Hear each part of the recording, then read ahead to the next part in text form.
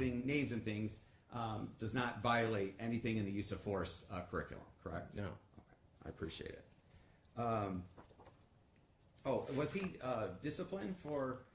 Did Chief Canale ever discipline my client for calling Mr. Williams a retard and things of that nature? There was a policy violation that I wrote Yeah. him for, and no. He wasn't disciplined. Okay. Wasn't disciplined. Oh, okay. Nothing further, Judge. Thank you. Thank you, counsel. Nothing. I'm going to pull that. Oh. Yeah. Thank you. Don't want to have that strobe effect. Right. Okay. Does the jury have any questions for this witness? Any of the jurors have any questions? All right, the record reflect none of the jurors have any questions. Any reason this witness needs to remain sequestered? Not for me, Judge. Mr. Prosecutor, any reason this witness needs to remain sequestered? No, Judge. Okay, then sir, you can step down. You're welcome to stay and listen if you'd like. You're welcome to leave. Just Thank don't you. discuss your Have a good day. testimony with anybody. All right, counsel, your next witness? May I have one moment, Judge? Yes.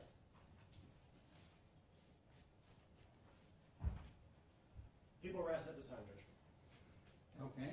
All right, counsel, your first witness? Yes, Judge, before the witness, I have to argue motion, but Okay, the court okay. will say the jury. All right, let's send the jury into the All right, for the jury. Thank you.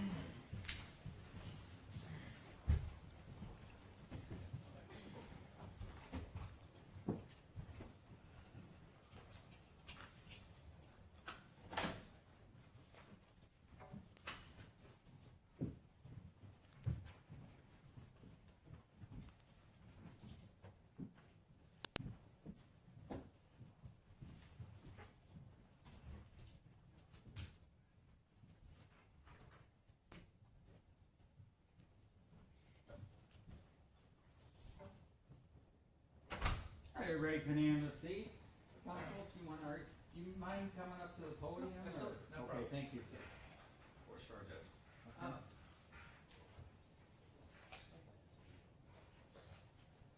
Thank you, Judge. At this point, defense moves for a directed verdict with respect to the assault with a dangerous weapon count. Judge, as the court's well aware, the court must view the evidence. And are you bringing it only for that one count? That's the first count. The other will be misconduct. I Okay. will not be bringing it for assault and battery.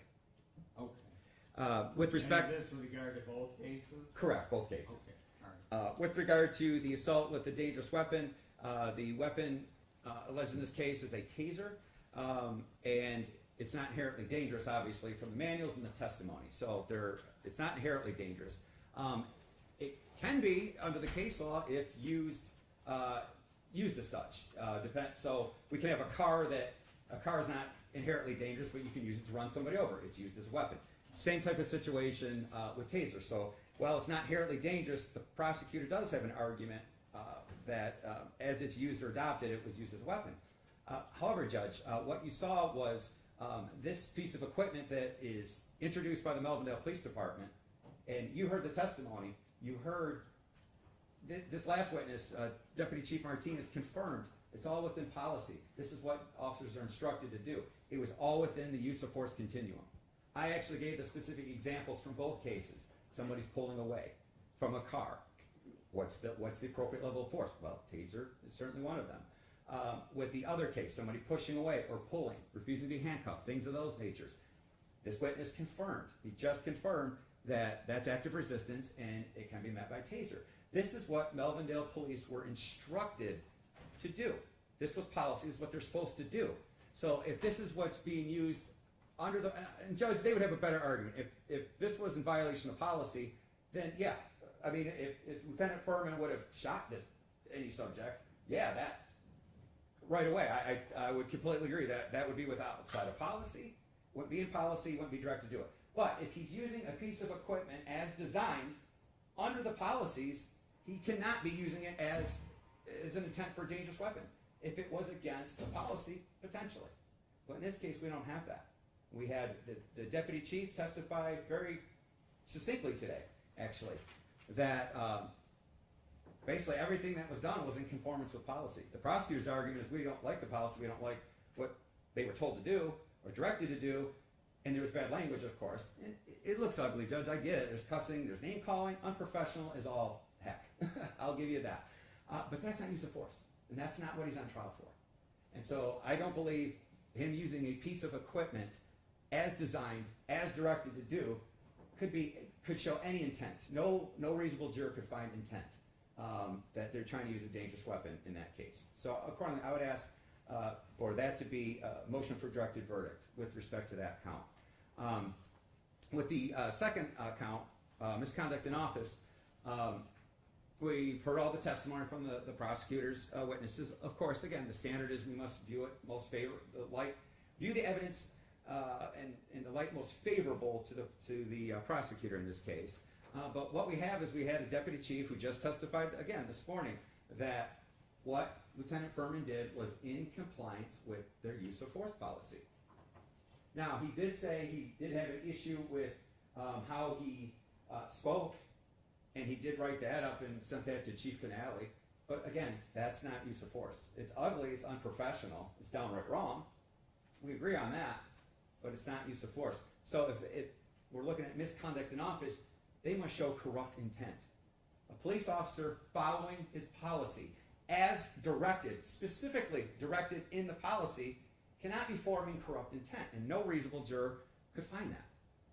You have policies and procedures not only confirmed by this deputy chief, but Officer Rahman yesterday spoke of the policies, and he was agreeing with the same things. So not only do we have somebody in an authority stance, we have a frontline officer who was actually on this scene who was looking at it. Now, he believes certain things weren't necessary, the language, things of that nature, and we agree.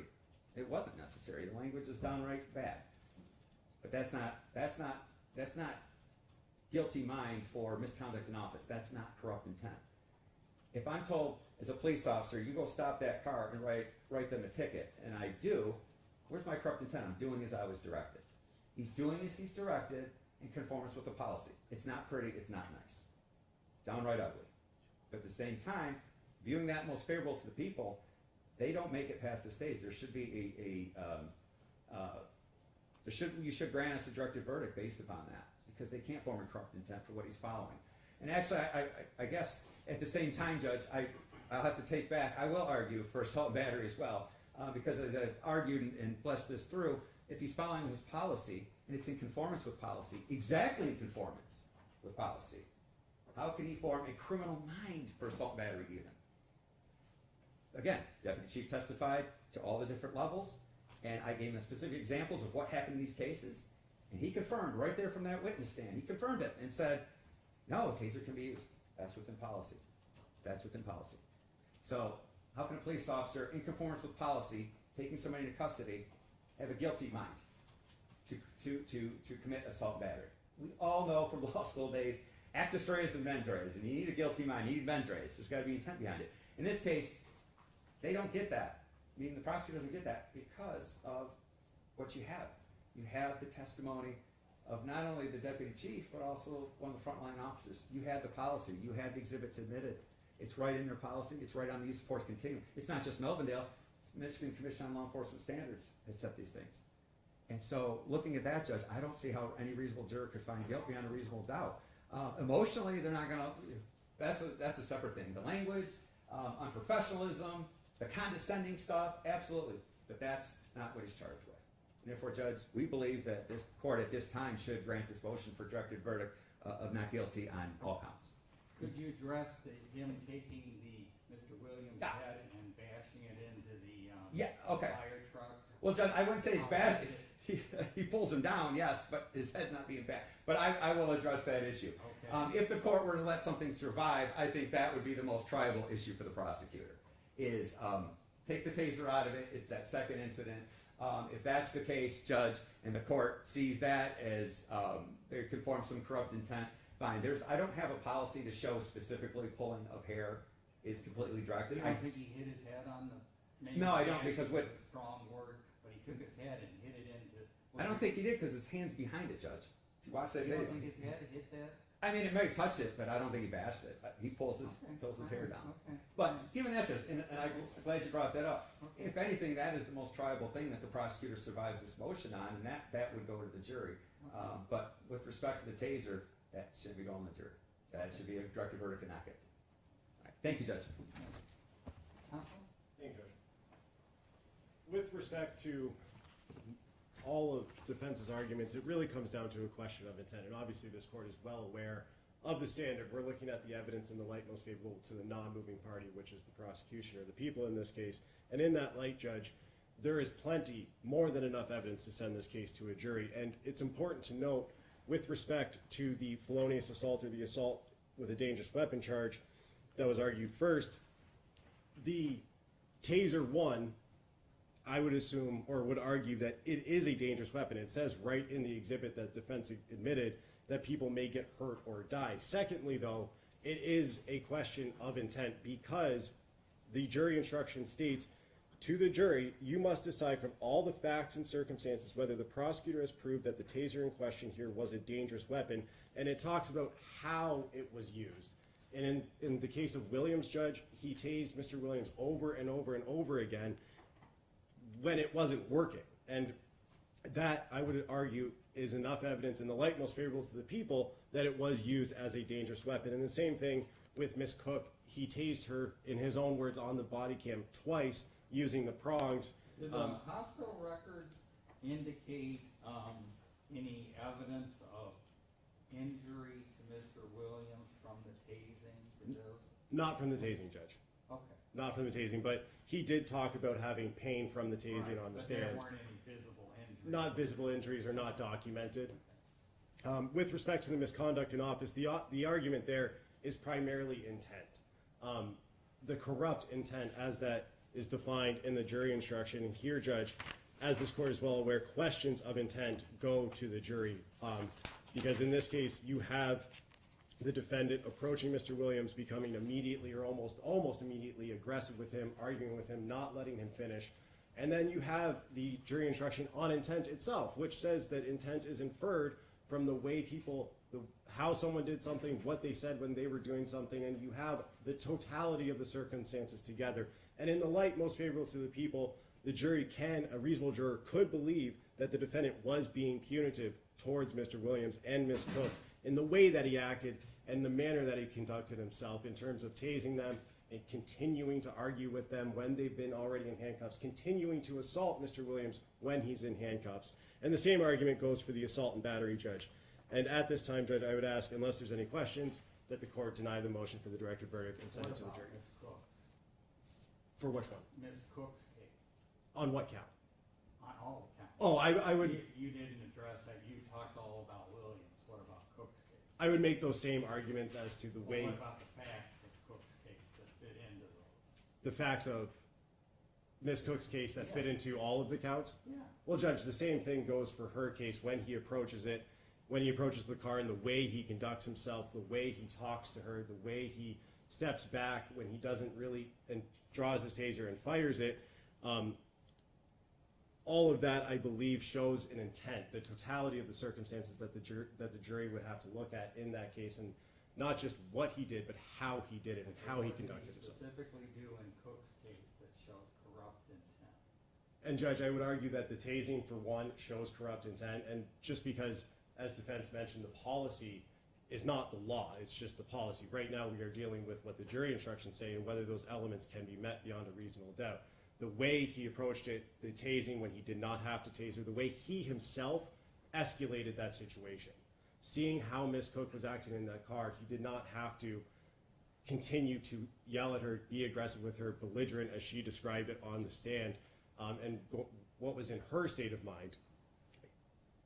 And at that time, he steps back after the short struggle in the car and tases her. And then when she's on the ground, he continues to yell at her. As he's walking back to the car, he continues to yell at her. I think those are the facts that show a corrupt intent with respect to Ms. Cook's case. Okay. Anything else? Not for the people, Judge. Anything else? Yeah, just in a brief reply, Judge. Ms. Cook testified, and it was one of the most telling things because I ended with it. She testified, she admitted to all of her resistance. She didn't sugarcoat it, she didn't try to get out of it.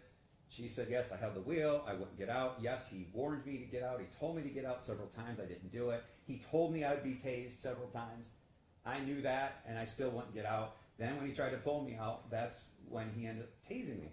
And I said, oh, and when backup officers arrived, you complied. And she said, yes.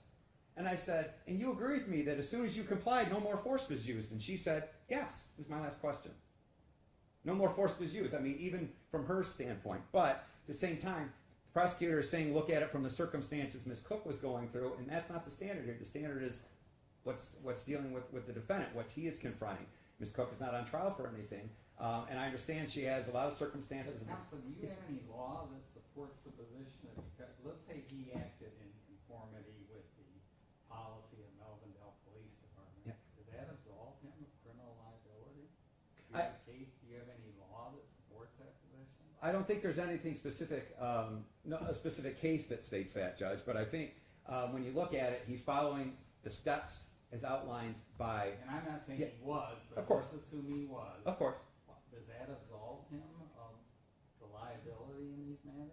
Well, I think if you're following, yes, I think if you're following the Do you policy. have some case or anything? I don't have anything on point, Judge. Unfortunately, Does the people have any case on that position? No, Judge. Either for or against it? I don't, Judge. Okay. And I understand what you're arguing, Okay. but I'm just wondering if there's any Yeah. case or anything that supports that. well, we've researched it, and there's about 6 big cases on misconduct in office, and yeah, there's not. There's nothing that. Not a whole lot says in developed in the law. Policy That automatically absolves you, but it is an indicator of negating corrupt intent. So with that, Judge, I agree policy is not the law, but at the same time, policy and following a policy can negate intent. And thank you, appreciate it. All right. Anything else people would like to say? No, Judge, thank you. All right, well, first of all, my ruling in this case is gonna be based on the fact that I don't know of any law that says, and maybe there is, maybe this case will be overturned on it, that says that because you follow policy, that then absolves you of criminal activity. I mean, I certainly think it's a very strong defense argument for the jury, but I'm not sure that it's the proper standard for deciding a directed verdict motion. And Court of Appeals may disagree with me. I mean, but in order to decide this case, I'm relying on the case of People versus Hampton. It's a Supreme Court case, 407 Mich 354, 1979 case. Due process requires that the prosecutor introduce sufficient evidence which could justify a trier of fact in reasonably concluding the defendant is guilty beyond a reasonable doubt before a defendant can be convicted of a criminal offense. If sufficient evidence is not introduced, a directed verdict or judgment of acquittal should be entered.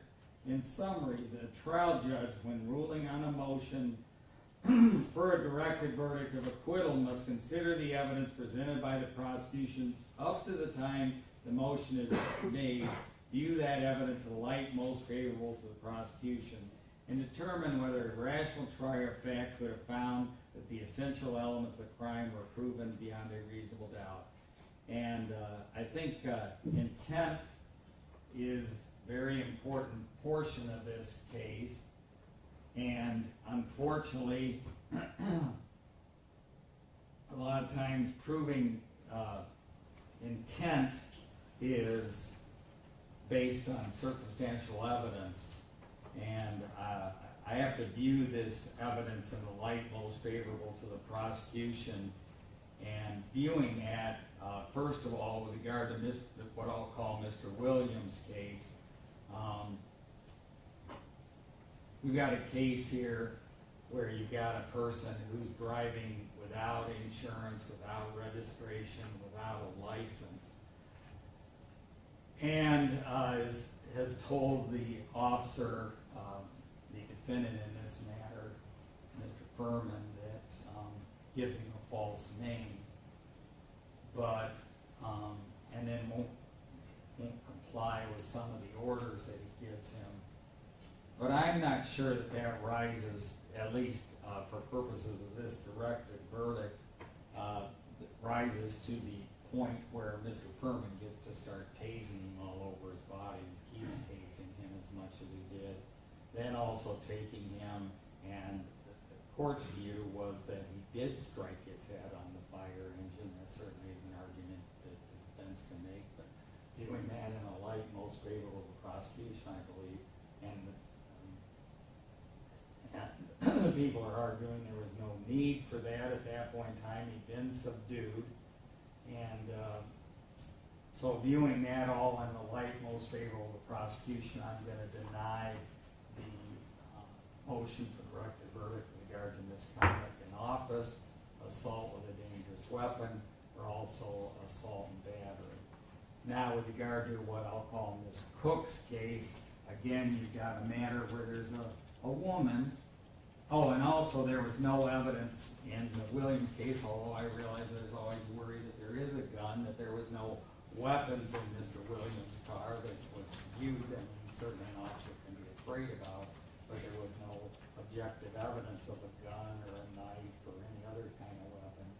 Now, turning to Ms. Cook's case, again, you've got a woman who's sitting in her car in a parking lot of a school with a 16-year-old daughter and a 12-year-old daughter waiting to go to cheerleading practice.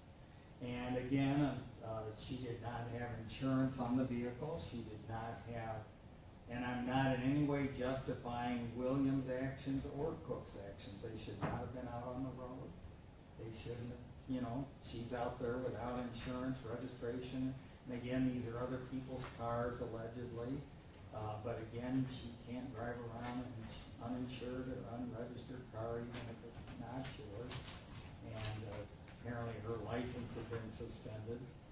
But again, viewing everything that I did and viewing it in the light most favorable to the prosecution, I don't believe that, and although she refused to turn the car off, and her daughter is yelling at her to turn it off, and she finally does turn it off, I don't view what, at least viewing in a light most favorable to people, that she needed to be tased. And I think that was an assault with a dangerous weapon. And so I think, again, the people, for our purposes of the directed verdict motion, I'm gonna find that they've survived the motion with regard to misconduct in office, assault with a dangerous weapon, and also assault and battery. Is there anything else we need to take up with regard to these motions? Judge, based on our conversations, I believe the only witness is going to be the defendant. For the defense, I would just ask that we voir dire him. Yeah, but before we get to that, I just wanna make sure if there's anything else we need to take up with my rulings on the directed verdict. Oh, nothing with respect to your rulings. I would just request a short break after we voir dire Okay, my okay, client. all right. And And if we need to take the break before we can, but can you wait, sir? Yes, Or sir. do you need to? I can wait. Okay, all right. Why don't we voir dire him on his decision on whether he's gonna testify or not, Okay. okay? So if we can have Mr. Furman sworn in by the clerk, please, thank you. Mr. Furman, please raise your right hand, thank you. Do you solemnly swear or affirm that the testimony you're about to give in this matter now pending before this court will be the truth and nothing but the truth, so help you? Yes, I do. Thank you. All right, counsel, would you like to voir dire your client first of all? Yeah, absolutely. All right. Mr. Furman, I'm gonna ask you a series of questions. Just go ahead and answer them. First, And I'm sorry, first, can you state your name for the record? Yes, Your Honor. Matthew Furman. All right, go ahead. Absolutely. Mr. Furman, you understand, and we've discussed that you have a Fifth Amendment right not to testify, correct? That's correct. And if you choose to exercise that right, the jury would be instructed not to hold that against you. Do you understand that? Yes, sir. Correct. And we talked about the risks and rewards to waiving that right versus asserting that right, correct? Yes, sir. Correct. And that you understand when you testify, not only do I get to ask questions, but also the prosecutor gets to cross-examine, the judge may have questions, and or the jury. Do you understand that? Yes, sir. That's correct. Okay, and you understand, and you understand once you waive this right and begin testifying, you can't reassert it or anything of that nature, correct? Yes, sir. Correct. And given the totality of the circumstances, everything you saw in this trial, as well as our discussions, do you wish to waive your Fifth Amendment right and testify, or do you wish to not testify? I do wish to testify. Yes, sir. So you are waiving your Fifth Amendment right against self-incrimination to testify to the jury. Yes, sir. That's correct. All right, Mr. Furman, you understand that you have both a Michigan and a U.S. constitutional right to remain silent, and if you asserted that right, I would instruct the jury that they could not use that silence against you. Yes, sir. And it's my understanding from your attorney that you wish to give that right up, and to assert your constitutional right to testify in this matter. Is that correct? That is correct. Sir, has anybody promised you anything or threatened you or coerced you into giving up your right to testify in this matter? No, Your Honor. Are you making that decision yourself and yourself alone? Yes, sir, I am. And are you making that decision knowingly, intelligently, voluntarily, understandably, and accurately? Yes, Your Honor, I am. And do you have any questions for either myself or your attorney with regard to your decision to testify in this matter? No, Your Honor, I do not. Okay. Counsel, do you believe your client has knowingly, intelligently, voluntarily, understandably, and accurately waived his right to remain silent? Yes, Your Honor. All right, then the court, everybody can have a seat. The court will find that Mr. Furman has made a knowingly, intelligently, voluntarily, understandably, accurately waived his right to remain silent in this matter. Is there anything else we need to take up before we take a 5 or 10 minute break? No, Judge. Nothing from defense. And then, counsel, after your client testifies, are you going to have any additional witnesses, or you'll be resting? I don't believe so. My intent is to rest at that Okay. point. Now, obviously, you don't have to make that final decision now, but okay. And Judge, we would ask, once my client is done, at least if we can get a couple minutes prior to doing closings to Okay. collect our Well, thoughts. I don't know if they're gonna put any rebuttal witnesses Well, if that's on the or. case. I would assume it's unlikely, Okay. but All right. depends on the testimony. All right, okay, Okay. sounds good. Then we'll take a 5 or 10 minute break. Okay, thank you, Judge. All right.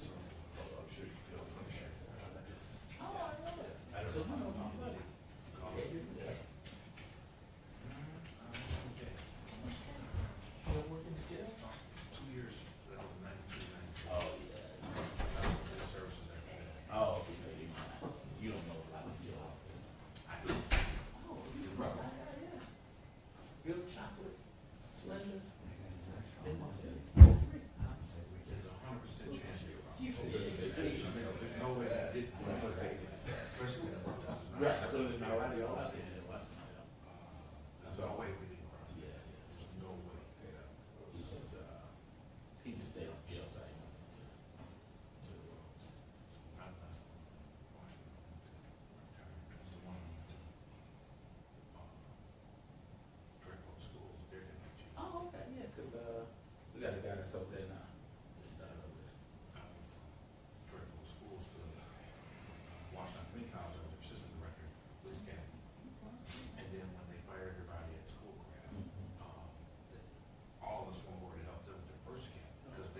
Yeah, I know. They're gonna fire everyone 2 weeks before the campus. Wow.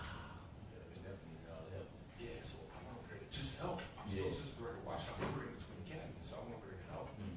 And I really enjoyed it over there. More than Washington. Oh, okay. So I actually took a pay cut to go to school. Oh, okay. I went to school academy.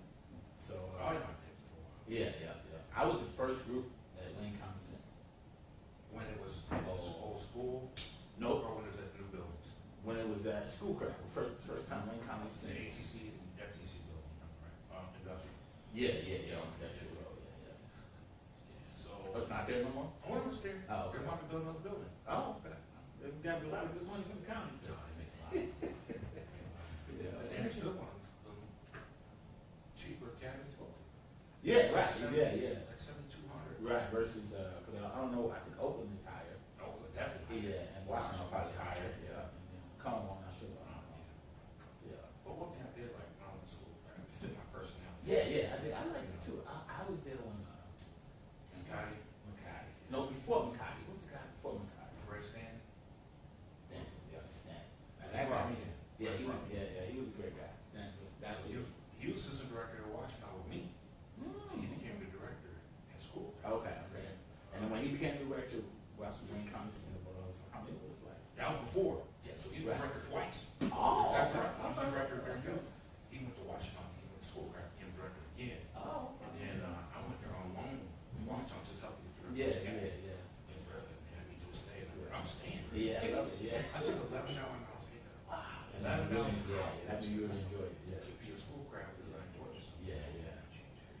refreshing. and stuff. Yeah, but it's I refreshing. like- Teaching, you like to teach it. Yeah, watching all the students.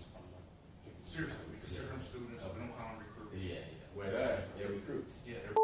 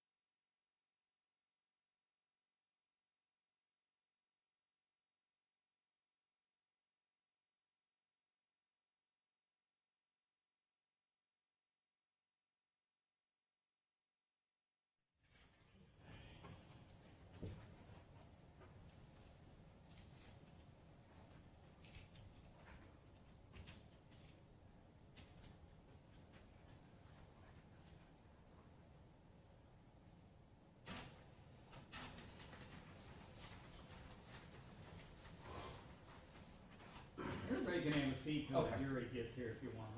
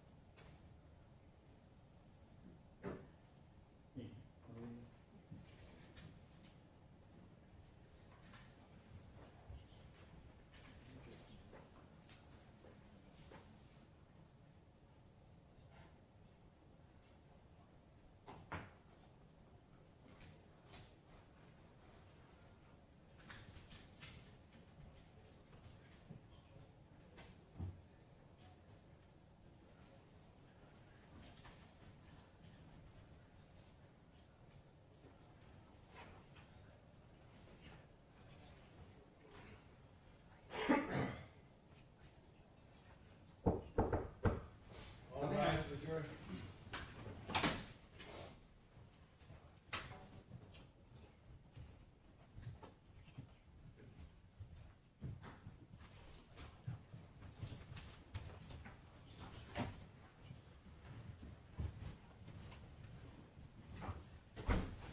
Hey, May, if you could come in, please.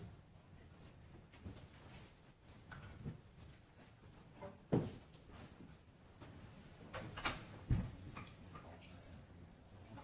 right, everybody can have a seat. Madam Clerk, if you could call the case, please. Recalling cases 2500761601 and 2500762201. The people of the state of Michigan versus Matthew Furman. This matter is scheduled today for a jury trial in progress. Appearances for the record, please. Good morning again, Your Honor. Matthew Matrix on behalf of the people. And good afternoon again, or good morning again, Your Honor. Dennis Whitey, P79560 on behalf of Mr. Furman. Please state your full name for the record. Good morning, Your Honor. Matthew Furman. Okay, everybody can have a seat. Counsel, your first witness. Yes, Your Honor. At this time, my client wishes to waive his Fifth Amendment right and take the stand and tell this side to the jury. Okay, then if we can have Mr. Furman come up to the chair. Don't quite have a seat yet till my clerk swears you in, sir. Thank you.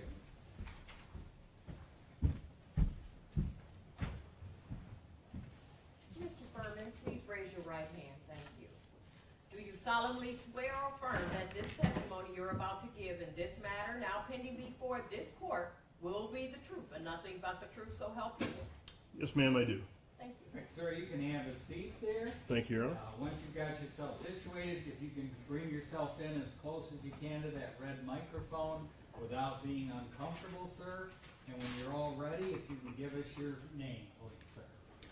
Yes, Your Honor. My name is Matthew Furman. All right, thank you. Your witness, counsel. Okay. Mr. Furman, prior to these incidents, were you employed? Yes, sir. And how were you so employed? I was a police lieutenant with the Melvindale Police Department. Okay. And what date were you hired by the Melvindale Police Department? May 9th, 2012. And you're hired as a patrol officer, is that correct? Yes, sir, that's correct. Okay. At some point in time, do you get promoted? Yes, sir, several times. Okay. What's the first promotion you received? About 2 years in the job, I was promoted to corporal. In 2018, I was promoted to sergeant. And in 2024, I was promoted to lieutenant. Okay. And so in the year of 2024, you were a lieutenant, correct? Yes, sir, that's correct. What were your responsibilities as a lieutenant? I was administrative lieutenant. Due to short staffing, I did spend a lot of time working the road and assigned details, as well as administrative tasks. I was in charge of the road patrol division, the motor carrier, and the ordnance divisions. Okay. And you said due to staffing shortages, you worked a lot of road duty. Is that answering calls and things of that nature? Yes, sir, that's correct. Okay. So it's fair to say, in addition to your administrative role, you were actually on the street. That's correct. There was also a discussion, I believe, earlier in testimony about a traffic detail. Do you remember that from Yes, sir. Officer Rahman? And tell the jury what's the traffic detail. So our city gets a lot of complaints from residents regarding different traffic issues. The day in question, I was actually working, Mr. Williams' traffic stop, I was working a traffic detail on Greenfield Road, and there was utility work on gas lines going on at that time for a number of weeks. We got... Just let me rein it back in. Sure. Sure. Just tell them, what is the traffic detail program? What is Sure. that? I'll remind you, we're gonna do this question and answer. I understand. Okay, all right. Yep. Go ahead. So traffic detail is an officer would go in and specifically work traffic enforcement, addressing traffic complaints and issues throughout the city. Okay. And was that traffic program, would you answer calls as part of that traffic detail? Yes, if needed, if there was a priority call, a serious call, domestic, a fight, something like that, you would break off the traffic detail, and then you would head to back the other officers on whatever that situation was. Okay. And did you work traffic detail? Yes, I did. Did you work it a lot, or? I did. Okay. In your career, how many traffic stops, approximately, if you can estimate, have you made? It's hard to say, but conservatively, probably somewhere between 15 and 20,000 traffic stops. Okay. And is that mainly through the traffic, or is that traffic and patrol? That's traffic and patrol. On regular road patrol, if you're not on a call, you are expected to be proactive and also do traffic enforcement during your regular shift. Okay. I'm going to take a step back. You went to the police academy, is that correct? Yes, sir, that is correct. Which police academy did you go to? Washtenaw Community College. And thereafter, you were hired by the Melvindale Police Department, is that correct? That is correct. And was there additional training once you were hired? Yes, we had a 4-month field training officer program.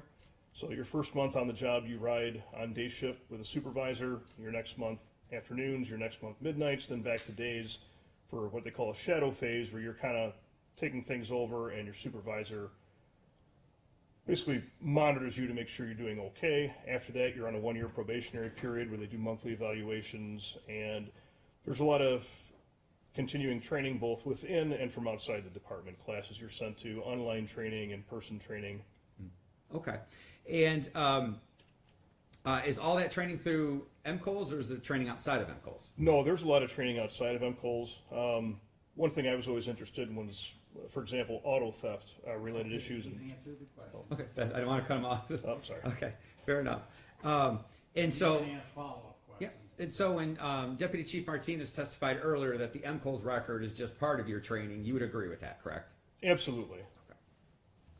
There's a lot of training that's not done through MCOLs, so it doesn't show up on those records, but it's still training, Okay. just through other divisions. Were you trained in the use of force? Yes, sir. Okay. And where did you receive that training? In Police Academy. Okay. Anywhere outside of the police academy, did you receive any training? We did taser training, pepper spray training at the police station, firearms training at the police station. Okay. So there was updated training through the Melvindale Police Department? Yes, sir, that's correct. And on July 20th of 2024, you were certified to carry the taser, correct? Yes, sir. Are you familiar with the Melvindale Police Department's arrest policy? Yes. And are familiar with the taser policy, correct? Yes. There's also, I believe, a prisoner handling policy, correct? Yes. And are you expected to know those to complete FTO, or at what point do you have to have that solid knowledge down? Yes.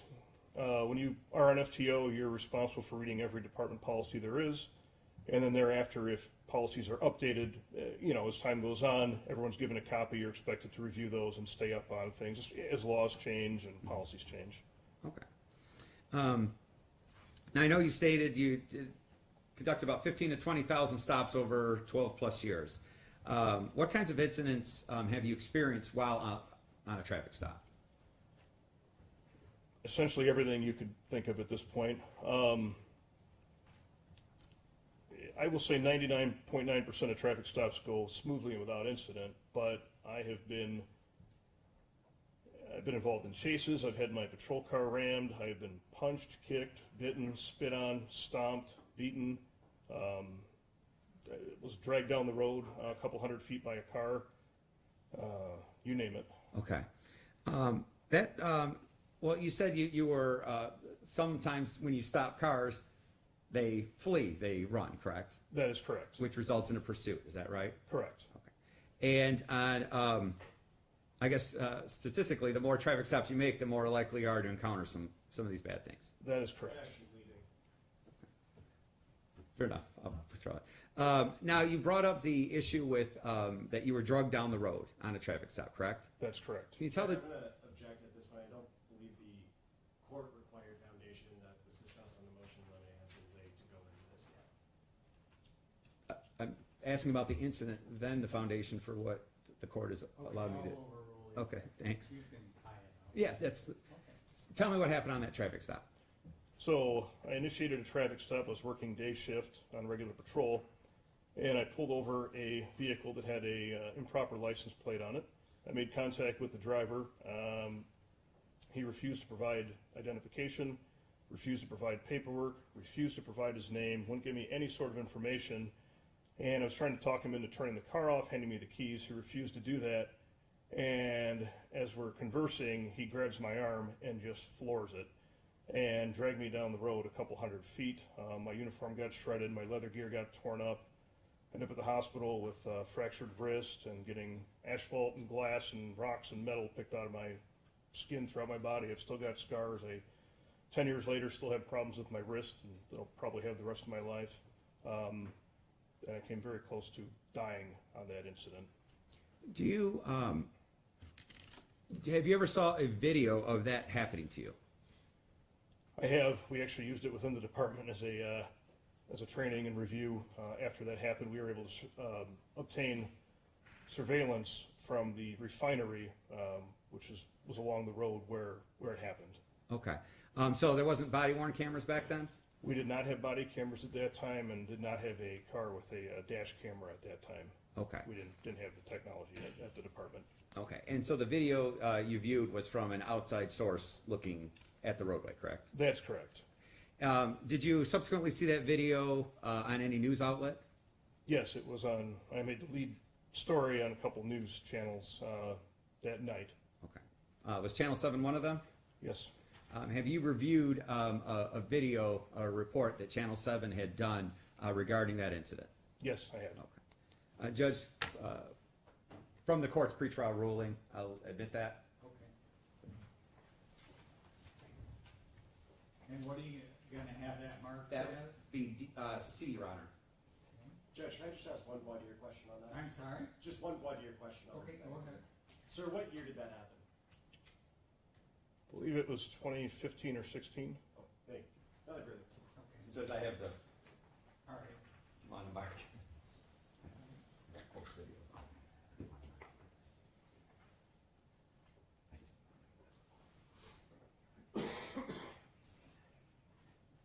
But it lasted a B, right? Oh, C, yeah, C, yeah, 'cause this is. Oh, okay, so you want me to add C on it? Okay. Nice.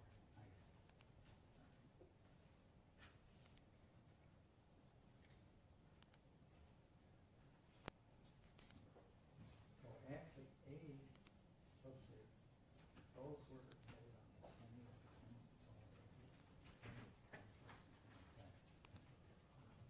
so.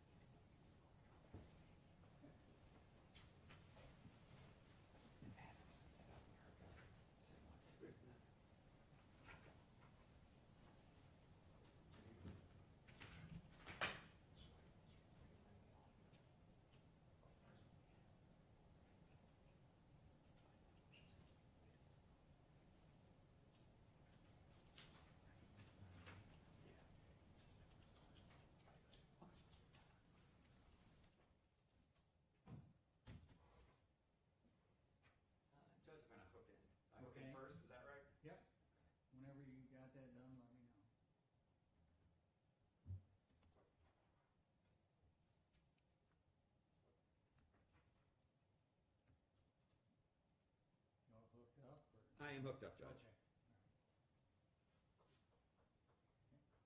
And Judge, I'm playing this video without sound. We're Okay. muting it, and it's just for the it's part of a Channel 7 news story. It's just to show the video, and then I will stop it and go into more questions. Okay. Okay. Per the court's pretrial rule. Okay.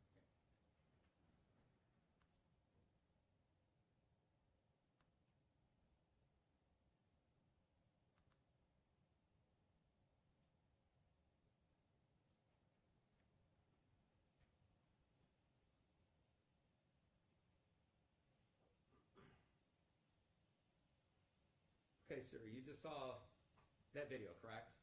Yes, sir. Okay, is that the incident in question where you were drugged down the street? Yes, sir. Okay. And looking at that video, that's an accurate depiction of what happened, is that correct? Yes, sir. Were there any mistakes you made on that traffic stop that caused that to happen? Okay. No.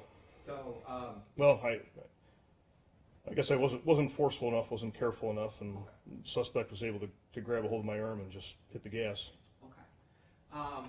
And in that experience, did you, was that person apprehended? He was later that evening. Okay. And okay. Does that incident, amongst all the other experiences you testified to, stick with you for every traffic stop thereafter? Yeah, I've had nightmares about that incident. I think about it all the time, and it's on my mind with pretty much every traffic stop. Okay. Now, you brought up for this stop, but stops in general, somebody refuses to provide information or lies about their name. Remember that? Yes, Testifying? yes, sir. What are some of the reasons as a law enforcement officer you've come to know of why somebody would lie about their name? People never lie about their name for a good reason. The people who lie about their name are the people who have felony warrants. They're wanted for murder. They're in a stolen car. They're parole absconders. They're rapists. They're just bad people. And normal people who aren't hiding anything don't lie about their name. They provide their name. They provide ID. And I would say probably 90% of the traffic stops that I've had go south started with people refusing to provide identification and or lying about their name. Okay. A lot of times there's also weapons in the vehicle that are not registered to them, or they're not allowed to have a weapon, and that's another reason they hide their identity. Okay. Let's talk about that. Weapons in vehicles, is that always a concern for a law enforcement officer when they're conducting a traffic stop? 100% of the time. Okay. Have you ever experienced situations where you recovered a weapon in the vehicle after a traffic stop? Many times. Firearms on many occasions, knives and guns shoved under the seat, between the seat and the center console, in the center console, just a split-second grab for the driver. Yeah, Okay. many, hundreds of times at this point. Okay. I know from the cases that bring us here, you want the vehicle turned off. Why, as a law enforcement officer, is it so important to you to have a vehicle turned off by a driver? Well, I don't want to get dragged down the road again. So I've made it my policy to have people turn their vehicle off and hand over the keys if I think it's a traffic stop that's going to result in an arrest or vehicle impound or a problematic driver or anything of that nature, just for my safety. Okay.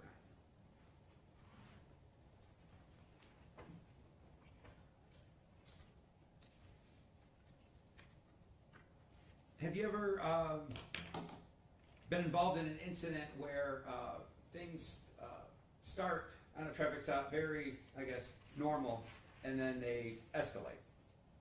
Oh, yeah. And have you ever had somebody flee on you after you approached their window and asked for their information? Yes, on many occasions.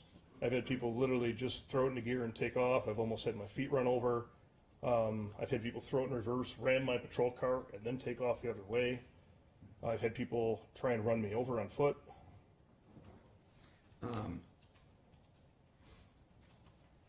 Now, as part of also just your experience, but your training, did you provide training as when you were a patrol lieutenant at one point, correct? Correct. Okay, and you provided training regarding that, is that right? Yes. And part of that, was that like just informal training for your patrol officers? Yeah, a lot of times at the start of shift, I would sit down with my guys and we would discuss various things, some aspect of a law. We'd watch a video of an officer involved in something where an officer got hurt or killed so the guys could learn from it. We'd discuss it. Traffic stops gone wrong, domestic calls gone wrong. I mean, I would try and do something every day with my shift just to keep these guys, you know, keep the stuff at the forefront of their mind. This is a dangerous job. We're the only profession in the United States where we're assigned to take a gun to work because things could escalate like that. No other job has that. Okay. And so, as part of that, did you ever review a video titled "18-Year-Old Makes Mistakes" with your patrol guys, with your patrol officers? Yes, we watched that on the shift. Okay. And that was part of just a training presentation for discussion? Correct. Judge, subject to the court's pretrial ruling, I would ask to admit Exhibit D at this time, which is that video. Okay, if both counsel can approach the bench for a moment.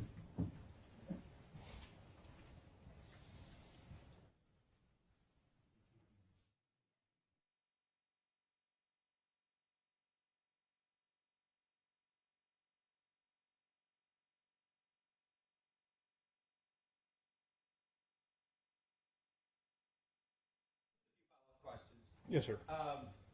Regarding the video, had you viewed this video prior to today? Yes. Okay. When was the last time you viewed that video? At least prior to 2024, I was still shift supervisor. No, when was the last time you viewed it? Several weeks ago. Okay. And that's when we were reviewing it, correct? Yes, sir, that's correct. All right. And that video is in substantially the same, that's the same video that you showed your patrol officers, correct? The exact same video. Okay. And then subject to the court's order, Judge, I took the volume out and then we put a blur at the bottom. But counsel approach. Sure. Both counsel.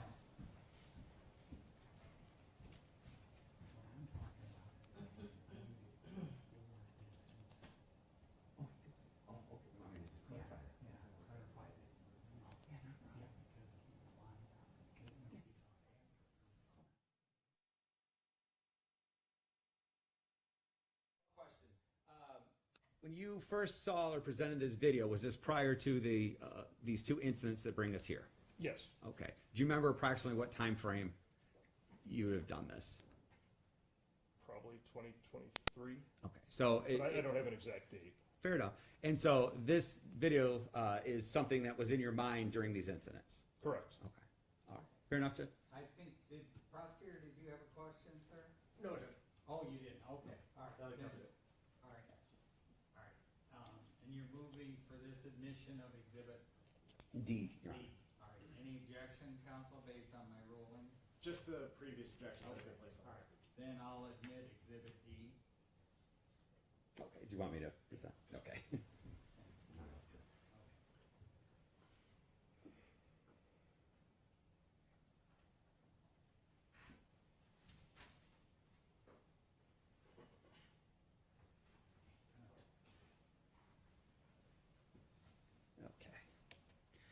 Okay, I'm going to play that video now. We'll watch it and then I'll ask you some questions about it, okay? Counsel, do you want the lights lowered? Let us know. Yeah, if we can ask the jury if they need that. Do any of the jurors Just see need it. them? Okay. Lights lowered? No. If you do, raise your hand.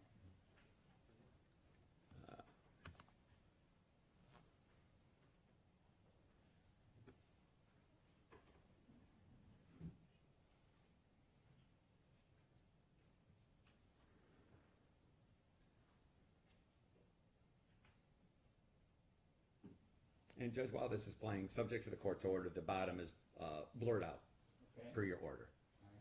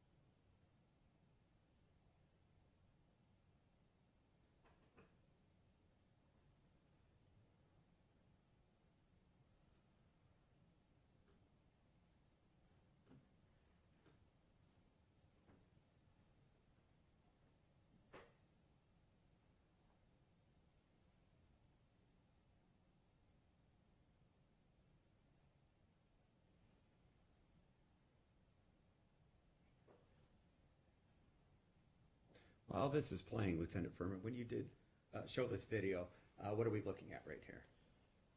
So this is what happens when you don't secure all parties on a Well, traffic stop. let me take it. What are we seeing at this point? So officers conducted a traffic stop. Okay. Vehicle's occupied with 3 persons in it. Okay. Okay. And then we'll let the video play a little bit.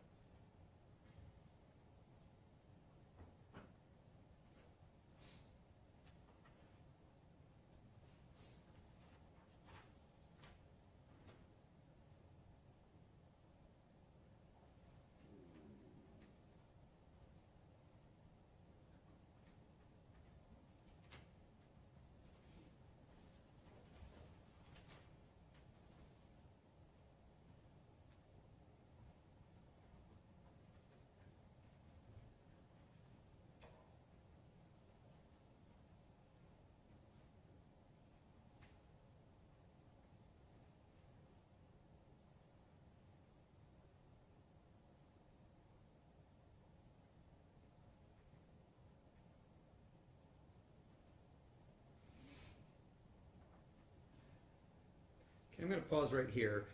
We see that the driver's been removed out of the car. When you were providing this video, what was happening at this point with the passenger?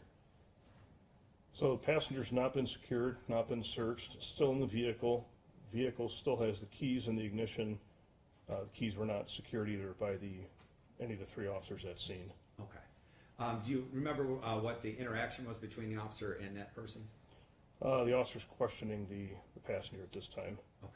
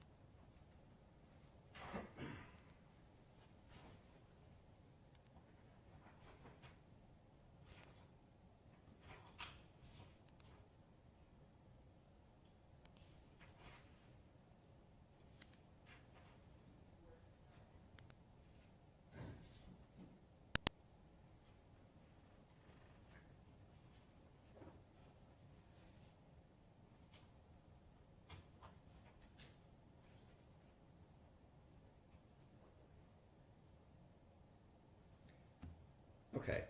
Well, we'll play out the next couple seconds. Okay, so in this situation, this is from the other angle, I take it.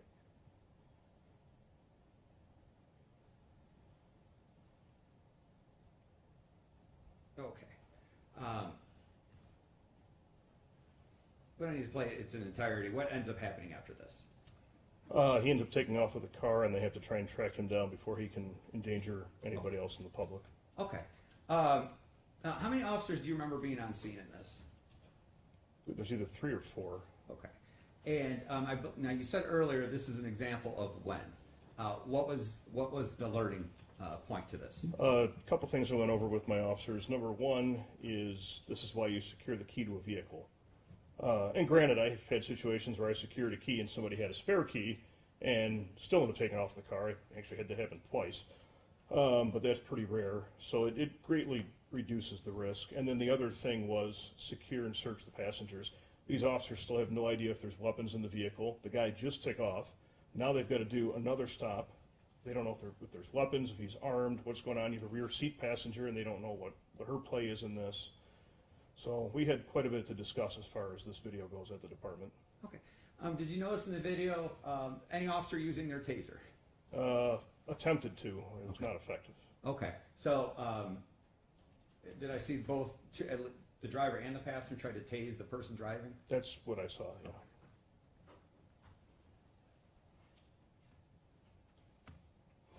Down, Judge. Okay. All right. Now, I'm going to draw your attention to the incidents that bring us here, okay? Yes, sir. I'm first going to talk about the incident that happened with Mr. Williams. Okay. And so on July 20th of 2024, where were you? I was working a traffic enforcement detail in the city of Melvindale, Wayne County, and I was on Greenfield Road. Okay. At the time I first observed Mr. Williams' vehicle, I was just finished. You answered the question. Okay. Question? That's it. And so you stated your location. Yes. Why were you in that area? There was utility work going on in the area, which I believe at the time included underground gas lines. And the road was closed. There were 2 large barricades placed there, orange and white barricades blocking the lanes, and they said on both barricades, road closed. However, people continuously drove around the barricades, and we received many complaints from the utility workers asking us to do something because they felt they were in danger due to the nature of the work and the amount of traffic coming down the now closed road. So you're there for a specific reason to respond to a community or citizen complaint. Yes, sir, correct. They want enforcement. And had you stopped other cars around that? Yes, barricade? over a couple-week period, we were doing a pretty heavy enforcement there, not just myself, other officers as well. Okay. And when you see who you later come to know as Mr. Williams, what did you notice about that vehicle? Why did you stop that vehicle? So number one, he was on the closed section roadway and had drove around the barricades. As he passed by, the front passenger side window was, I observed, to be tinted, which is in violation of state law.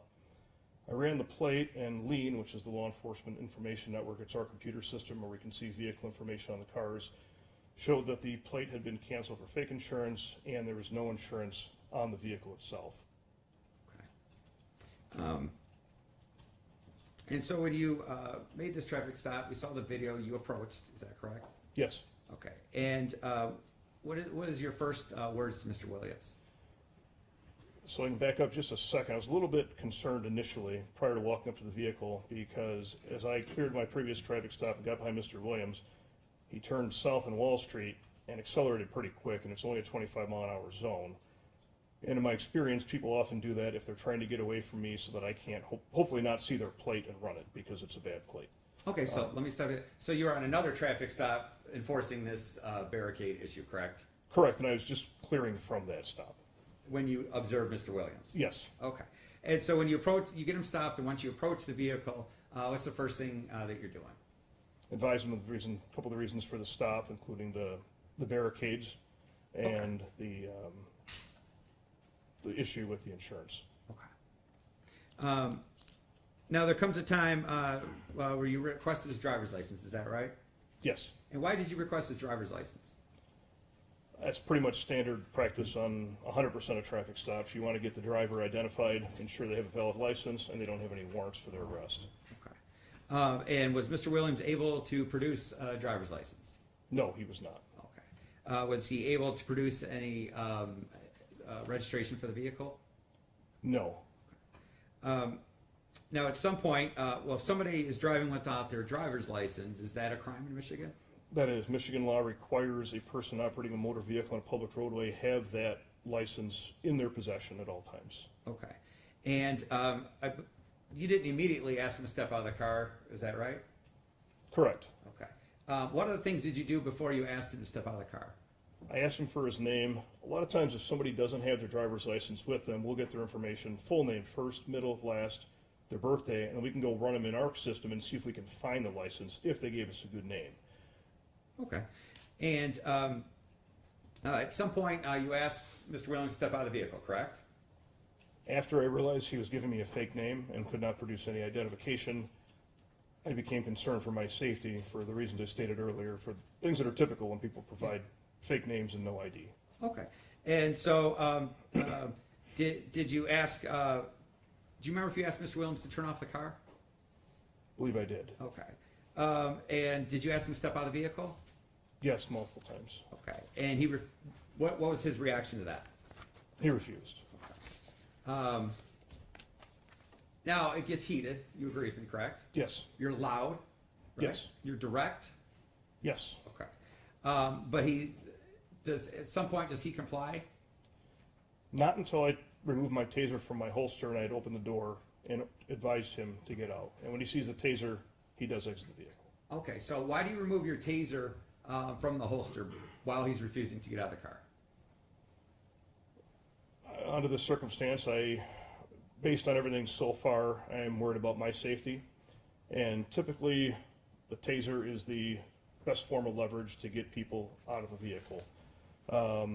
If you go hands-on, a lot of times the officer ends up hurt. People can start throwing punches at you. I've been there, I've been punched more times than I can count.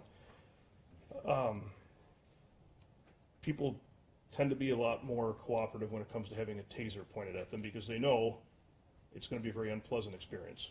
Okay. So you're showing the taser, but you're not activating it or clicking it or anything of that nature at that point. No, sir. Now, does Mr. Williams exit the vehicle on his own? Yes. Okay. And when he gets out, well, at what point does Officer Rahman arrive? Officer Rahman, I had called for backup and advised dispatch of the traffic stop, provided license plate and vehicle information. Officer Rahman made my location. He started out the passenger side of the vehicle, and as I was ordering Williams out, he came to the driver's side to assist. Okay. And so Mr. Williams begins to get out of the vehicle, correct? Yes. And what's your next direction to him? Place his hands on top of the vehicle. Okay. And does he do that? Eventually. Okay. Does he Eventually, he places his right arm on the vehicle. Okay.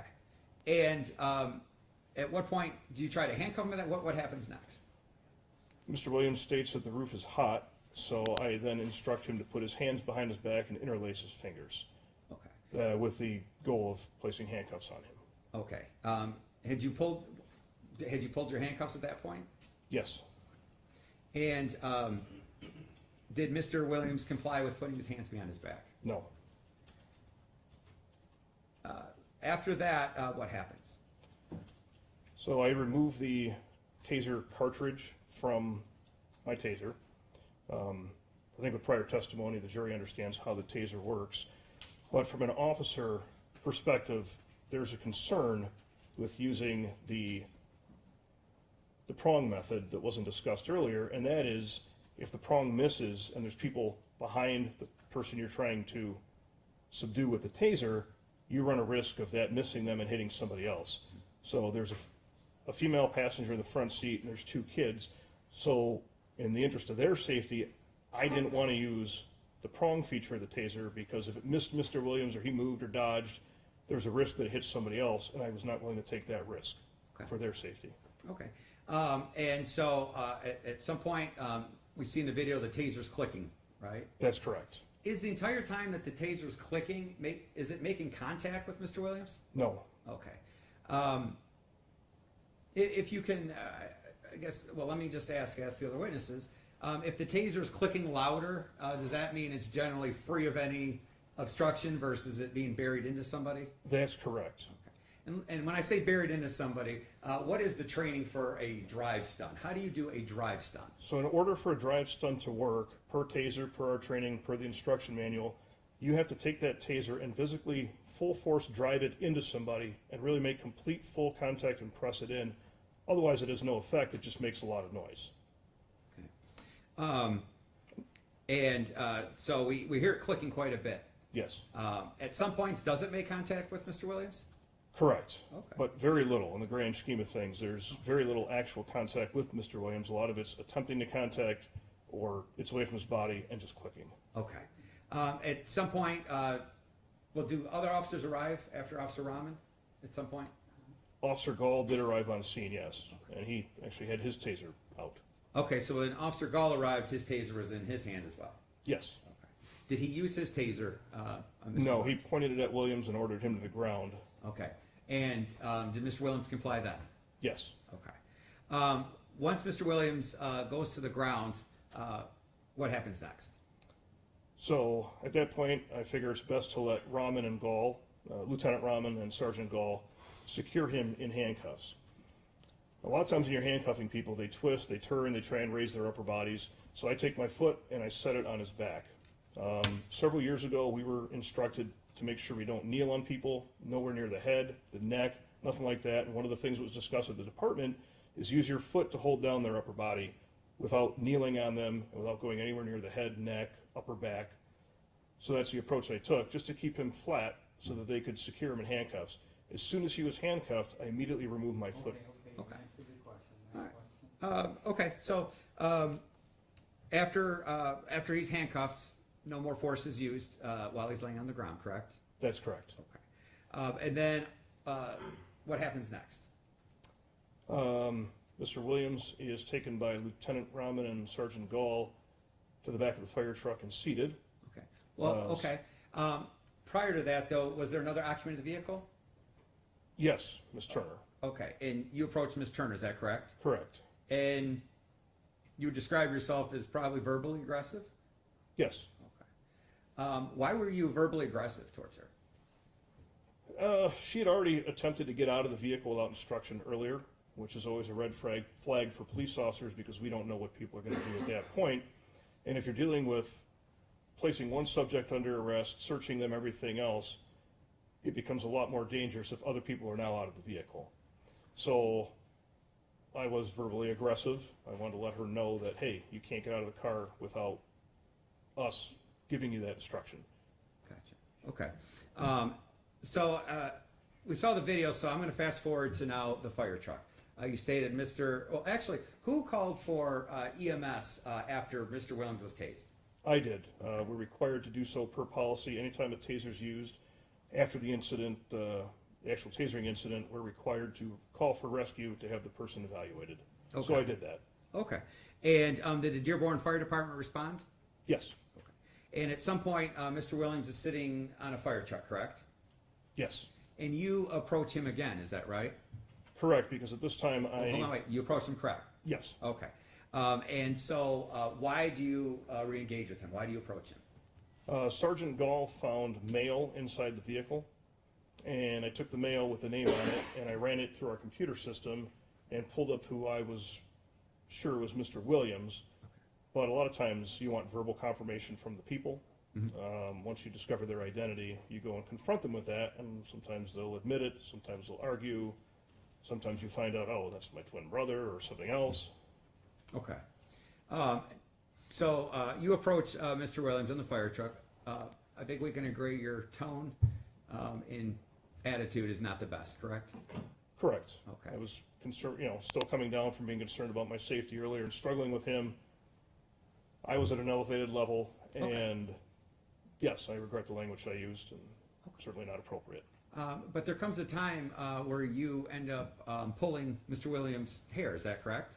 Correct. Tell the jury why did you do that? So Mr. Williams attempts to get up when speaking with him, and Lieutenant Rahman tries to get him to sit back down, and he doesn't. Through my experience, and at that time 12 years of police work, people in handcuffs can still do bad things.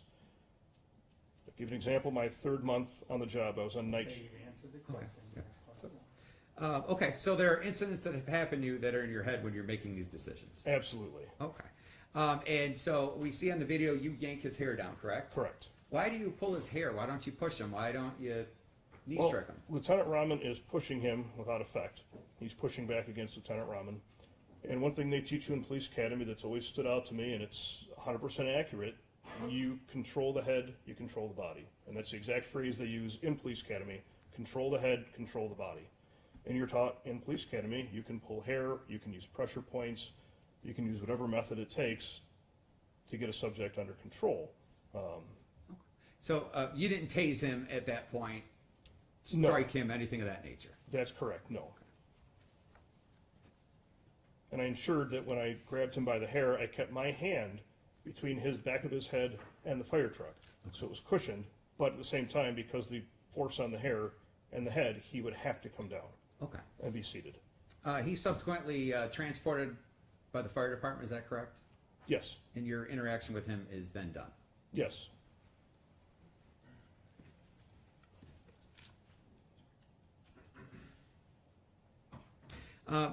Now, Lieutenant Rahman had responded to that scene.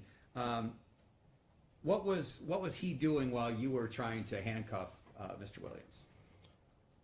He was attempting to hold his right arm at one point. Subsequent to that, he attempted to put him in a bear hug from behind. Did Officer Rahman have control of Mr. Williams at that point? No. Matter of fact, when I was trying to gauge that to see if he had control, which it appeared he did not, he then radioed that we have one fighting, which affirmed to me neither one of us think we have control of this guy because he's radioing we have one fighting, and in my visual perspective, we have one fighting. And why would an officer, or why do you radio, we have one fighting? Usually that means send more backup. Okay. So you're asking for more help at that point? Yes. And when you first stopped the vehicle, did you ask for help originally? Yes, I requested another unit. Okay.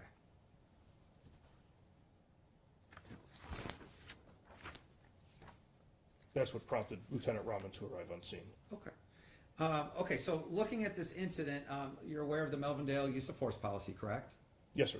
And do you believe that you were in compliance with that policy that day? Absolutely. Okay. And why is that? I followed the use of force continuum. I followed our policy. And as soon as he was under control and handcuffed, the force ended until he tried getting up off the ambulance or the fire truck, and then same thing. Once he was reseated, that was the end of the force. Okay. So just the minimum amount necessary to Okay. secure him. Does the policy require officers to consider safety measures other than to themselves in that subject, but third parties around? Yes. And were you doing that day? Yes. Now, the policy also requires you to do a use of force form, correct? That's correct. And did you do a use of force form in Mr. Williams' case? I did not. Okay. Tell the jury why you did not do a use of force form. So that was the 20th, and the 21st I went into work. It was my day off, and I was requested by one of the two officers working to come in. Both officers were on forced overtime on day shift. Both had about a year on the job, and one of us, his trial is going on a floor below us right now. Corporal Saeed. We're gonna strike that last comment from the record, okay? That's why he, okay. Huh? I'm asking why he did. I understand, Okay. but that has nothing to do Oh, okay. with why he did it, that's, yeah. Oh, the actual trial, not, Yes, okay, no problem, no problem, So okay, I understand. that's gonna be stricken from the Okay, yeah, record, that the part. jury should disregard it, okay? But- He can talk about what happened. Yeah, just- but yeah, not- don't worry about not future events. No, fair enough. Why didn't you do the report?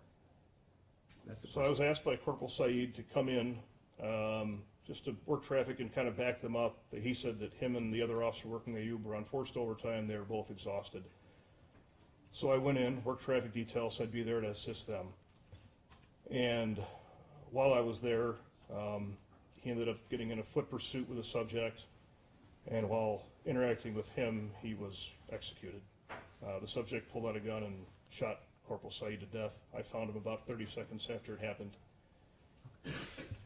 Opened up his vest, did CPR. I tried to save him. I couldn't. Okay, all right. So, Stop. This is way beyond Yeah, the so scope you- of your question. yeah, I'll get it back. That So, last response will be stricken from the record, disregard. that is, so did you do a use of force? That happened after this incident, correct? Correct, and I just Okay, so hold on, let me ask. didn't get to do the paperwork at that point. Okay, so you didn't finish the use, you didn't do the use of force form because of that? Correct. And that's the same incident that Lieutenant Rahman testified to earlier, why he didn't follow up with reports, correct? Correct.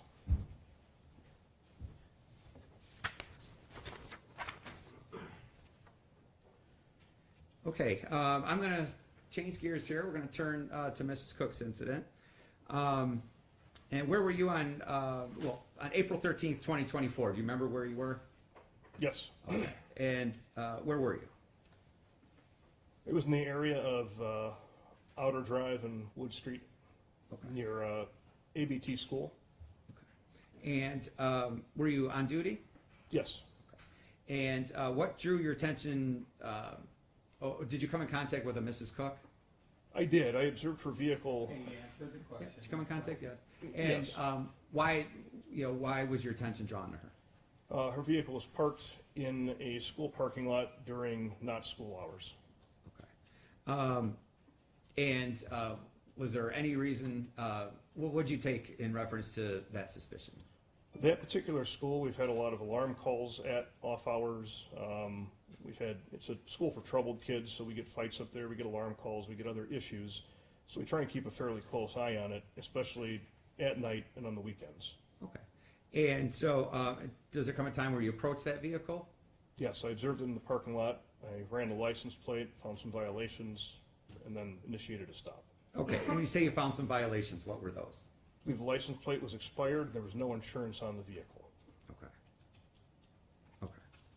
Okay. And is that a reasonable basis to stop a car in Michigan? Absolutely. Now, I know there's an issue that she was in a parking lot of a school, and I believe that was addressed on the video, but do you have jurisdiction to investigate somebody in that parking lot? We do.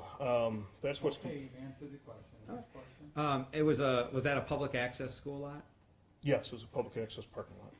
And, okay, so you run the vehicle, you determine there's some issues with registration, potential insurance. Does there come a time where you approach the vehicle? Yes. Okay. And what happens? I made contact with Ms. Cook. I advised her of the reasons for the stop. I request identification, vehicle paperwork, and asked her to turn the vehicle off. Okay. And were there others in the car? Yes, there was on the older side of teenage front passenger, Okay. and there was another what appeared to be teenager or thereabouts on the younger side in the back seat. Okay.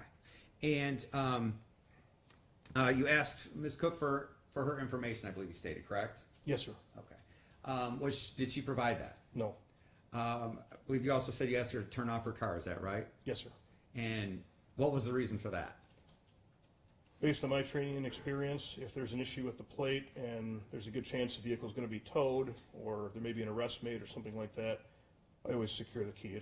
It's practice on any traffic stop like that, Okay. just for my safety. Okay. And so, does Ms. Cook turn off the car? No. Okay. Does she, did you give her multiple warnings to do that, or was it just one time? No, I asked her several times to turn the vehicle off and to provide the key. Okay. Does there come a time when you tell her to step out of the vehicle? Yes. Okay. And does she do that? No. All right. Do you get on the radio and ask for more units or help? Yes. And when you do that, well, let me back up. So you're asking Ms. Cook to step out of the car, correct? Yes. Why are you asking her to step out of the car? Same thing. When I have somebody who's refusing to provide ID, refusing to provide any paperwork, it just raises the red flags about as high as they'll go. So at that point, I'm concerned for my safety. I don't know what's in the vehicle. I don't know if there's weapons. The fact that she's a female doesn't change anything. I've been attacked by multiple females over the years. So I want to get her extricated from that vehicle, Okay. where I can talk to her, where she's out of reach from any potential weapons, where I can see if there's anything on her that can hurt me, get her patted down and secured, and then find out who she is, since at this point she's refused to provide identification. Okay. And so when she refuses to step out of the vehicle, what do you do in response? I asked her a number of times to step out. I then drew my taser and advised that if she did not, she would be tasered. Okay. Did you try to remove her from the vehicle? Yes, I initially tried to physically pull her from the vehicle, Okay. but she grabbed the steering wheel and I could not get her out. Okay. So fair enough to say you tried to pull her out before pulling out the taser. Yes, sir. Okay. That's correct. And so you're telling her to get out of the car, you pull the taser, you warn her she's going to be tased. Do you remember how many times? I don't remember the exact number. I think it was 3. Okay. But it was multiple times. Okay. And does she comply and get out of the vehicle? No. Okay. There was And no what do you do compliance next? at all. Okay. What do you do next? I aimed for the meaty part of her leg, the outside of her leg, and which is in accordance with our training. You want to go for the larger muscle groups and keep it away from the head, neck, face, genitals. So I went for her leg, Okay. which is the safest area that I could use the taser on, and I deployed my taser. Okay. When you did that, was that effective at all to subdue her? After the first taser round, no. She was still in the vehicle and still not coming out. Okay. And I'm ordering her very loudly, very clearly to exit the vehicle. Okay. Was she moving her arms and flailing about, or was she completely still? I believe she was moving a bit, Okay. yes. Eventually, I believe a backup officer arrives. Is that right? Yes, 2. Okay. At what point does Ms. Cook come out of the vehicle? She came out after I deployed the second charge with the taser. Okay. Then she decided to comply and exited the vehicle. I ordered her to the ground. Okay, so let me stop you there. So she comes out of the vehicle herself, correct? Correct. And then you order her to the ground. Correct. Okay. And then what happens? I wait for the backup officers to arrive so that I'm not trying to handcuff her by myself. Yeah. And I let the two officers who arrived on scene secure her in handcuffs. Okay, fair enough. Did you tase her at all after she was out of the vehicle? No, there was no need. She was on the ground, and at that point, she was compliant. Okay. So once she complied, you used no more force? Correct, 0.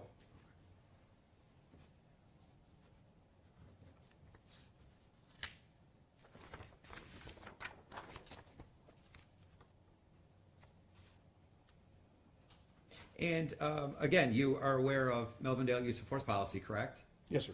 And how would you, pulling on the steering wheel from being, refusing to come out of the car, what level of force is that? To the point where I can utilize my taser. Correct. Okay. I Per- have the exhibit. Do you want to see the chart? I'm going to ask you to. Sure, yes, sir. Oh. Actually, we can put it right up here.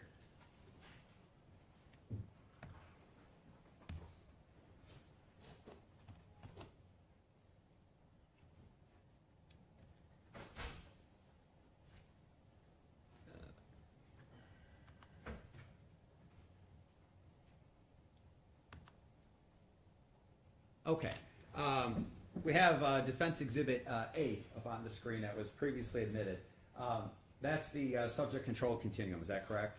Yes, sir, it is. Okay. And that's, I believe you testified earlier, this is the standard incorporated in the Melvindale Police Policy? Yes, sir. Okay. And we have subject's action of inactive resistance, passive resistance, active aggression, and deadly force. Where was Ms. Cook as she's pulling on the steering wheel and refusing to get out of the car? Active resistance. Okay. And so active resistance, what's the officer's response? Intermediate controls. You can also use physical and compliance controls. Okay. And physical compliance controls under policy includes the taser, correct? Yes. Any particular reason when she wouldn't get out of the car you didn't strike her? The taser, in my 12 years of experience, results in the least amount of injury to a person. I mean, I've been tasered as part of training, and it's not pleasant, but when it's over, that's it. There's no Okay. injuries, there's no... There's no long-lasting effects. Correct. Okay. Whereas if you punch somebody, they're probably be sore for a week, and it's like, you don't really want to do that if you can. I mean, I don't want to use force under any circumstance if I don't have to. Well, hold on, let me back you up because Judge will rein this in. So the question, though, before you is that you didn't think, well, you did not strike her, cause pressure points, anything of that nature, correct? Correct.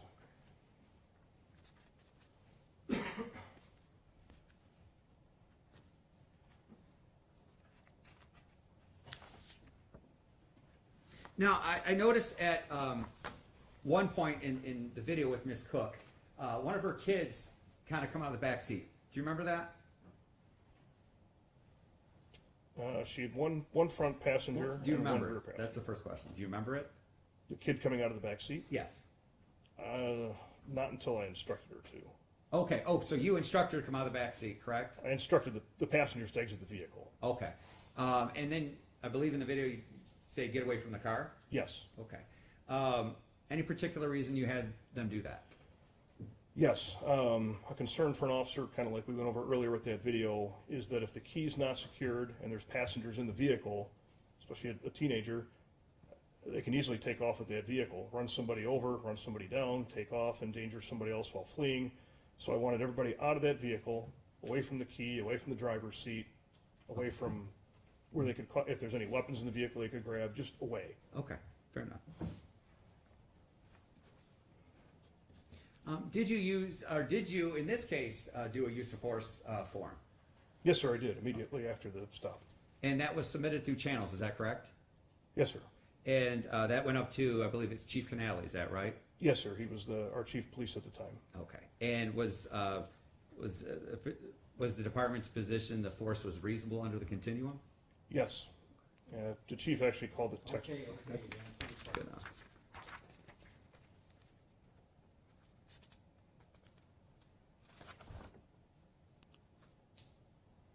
I'm going to ask you about both of them. You used pretty rough language. Do you remember that? Yes, sir. And one, you call Mr. Williams a retard. You're going to jail, MFer, things of that nature. Correct? Yes, I did. Same thing with Miss Cook. After the struggle, you were pretty worked up, loud. Correct? Yes. And looking at those videos, do you think that was appropriate? No. Okay. No, unfortunately, in the heat of the moment, I was quite loud, and you go into that fight or flight mode, and it kind of elevates the temperature and elevates the language, and then you come down from it. Okay. All the actions you took in both of these cases, you agree it was completely in conformance in the directives of the Melvindale Police Department? Yes, 100%. Right, Judge, I don't have anything else. Counsel? Thank you, Judge.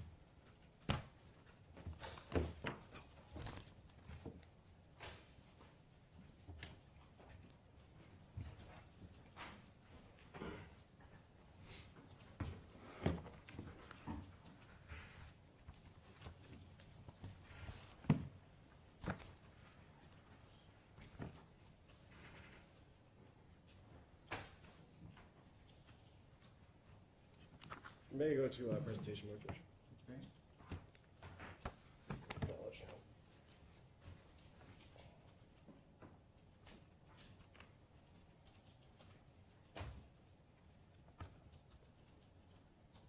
All righty. Plugged it. Okay.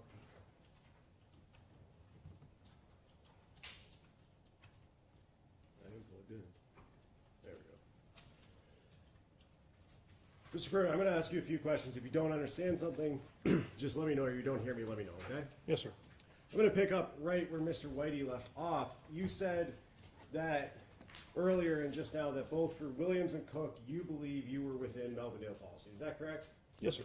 So let's talk about the Williams case. If you were encountered with that exact situation again, you would have done today the exact same thing, correct? With stick to the use of force. I would use my taser if necessary. Okay. I'm saying exact same thing. You would have no problem doing that again, right?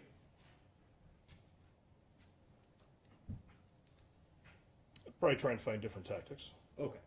And when you were on scene,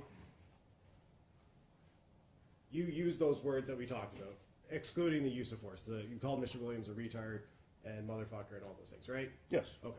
I did. You were aware that within the use of force policy, it says every person is entitled to respect and dignity, right? Correct. Okay. That was outside of that policy then. It's also been discussed in the department when discussing that particular policy that It's a yes or no question, sir. That's outside of the policy. Calling someone a retard and a motherfucker is not treating them with respect, right? correct. Okay.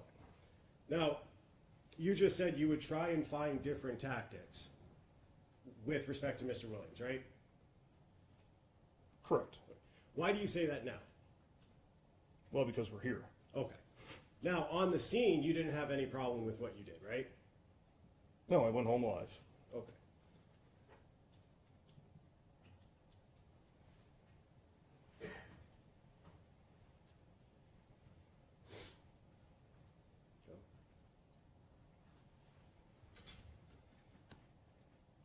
You were talking after everything was all said and done and Mr. Williams was taken away. You had a conversation with Lieutenant Rahman, right? Yes. And several other officers. Yes. Okay.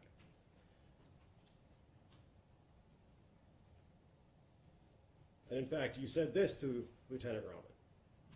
And this is from Exhibit 1. Man, I got that a couple times too. Is that right? Yeah. Should have fucking tased him. What'd you say there? You should have just tased him? Correct, meaning with the prongs, because he would have been immediately incapacitated. So even on the scene, you thought you should have done something differently than what you did. Is that fair? In hindsight, yeah, I thought it may have been an option where Oh. that may have worked out better. Now, let's talk a little bit more basic. You were working as a Melvindale police officer on both of these days, April 13th, 2024, right? Correct. And July 20th, 2024. Correct. And you were being paid to work there. Yes. And you were out on the street working traffic enforcement details, doing your roles. Yes. Okay.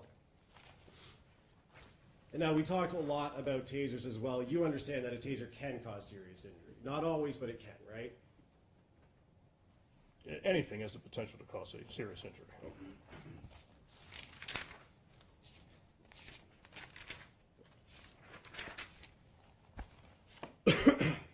You said on direct, you talked about Mr. Williams and when you grabbed his hair and pulled it into the fire truck, right? Correct. And you did that. You grabbed his hair. You said that you used your hands to cushion the blow against the fire truck. Correct. Okay. You did, in fact, write a report in this matter, correct? Yes. When did you write that report, by the way? I don't know the exact date. Okay. There was a delay due to the murder of Corporal Said. Understood. In that report, well, let me ask you this. When you write a police report, you include all of the details, correct? You try to, yes. Okay. Particularly when force is used, you would include any time that you use that force. You would try to, yes. Okay. With respect to when you were pulling on Mr. Williams' hair, you wrote, "I feared Williams would attack myself, Lieutenant Rahman, or fire personnel. I have seen handcuffed persons attack police and bystanders on countless occasions during my career, and I am cognizant of that. Williams began screaming, 'You're pulling my hair,' and pulling against my grip. I let go of Williams' hair, and he stood up." You never mentioned anything about putting his head into a fire truck in that report, correct? I don't recall. Okay. Would you like to see that portion of the report? Yes. Oh, may I approach, Judge? Counsel, you've seen this document? Yes, report.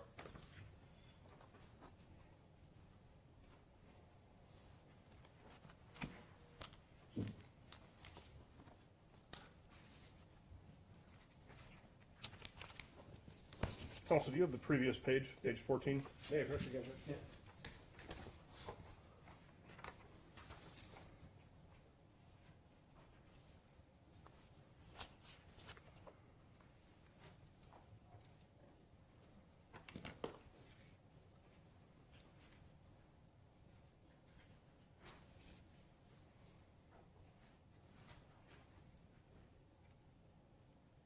States here, I exited my patrol car and walked to where Williams was seated on the rear bumper of the, I call it ambulance, not fire truck, but the rear bumper. And then I addressed his issue about the warrants and his ID. Okay. Nothing about the use of force with the hair actually making contact with the fire truck,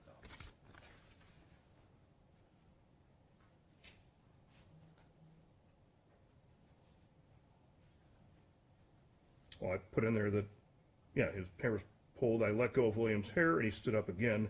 I observed Lieutenant Rahman pushing Williams back to a seated position as Williams pushed against him being Lieutenant Rahman, screaming about free speech.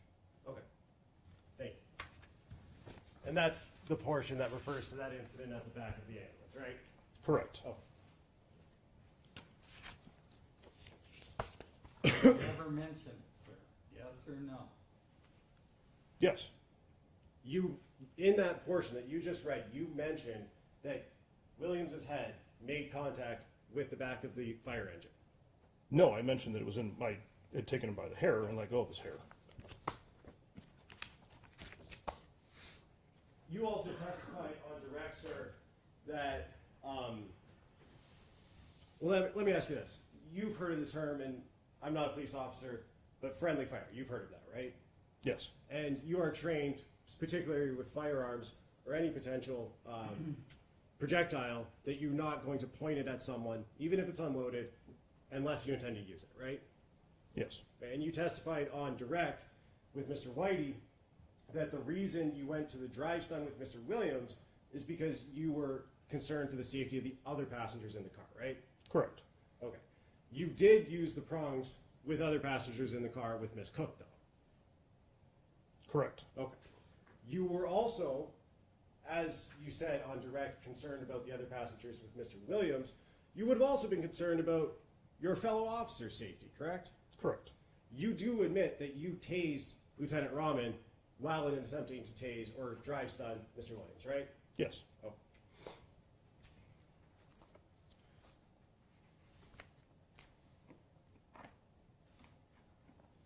One of the biggest, as you said, you're familiar with the policy, one of the biggest things in that policy is objective reasonableness, right? Correct. And I'm talking about the use of force policy. You are taught and you know that you consider, when using force, various different factors, right? Correct. One of the biggest ones is the crime that was committed or is attempted to be committed. Correct. The crimes that you pulled Mr. Williams over for were what? Well, civil infractions and misdemeanors. Okay. However, with him refusing to provide ID, I don't Sir, know what else we have. I asked you, what crimes did you pull him over for? For Civil civ- infractions and misdemeanors, right? Correct. Okay. Traffic offenses. Correct. All right. That is a relatively a low-level crime. Fair? Misdemeanors. Correct. And then you approach the car, correct? Correct. And you assume that he's giving you a fake name.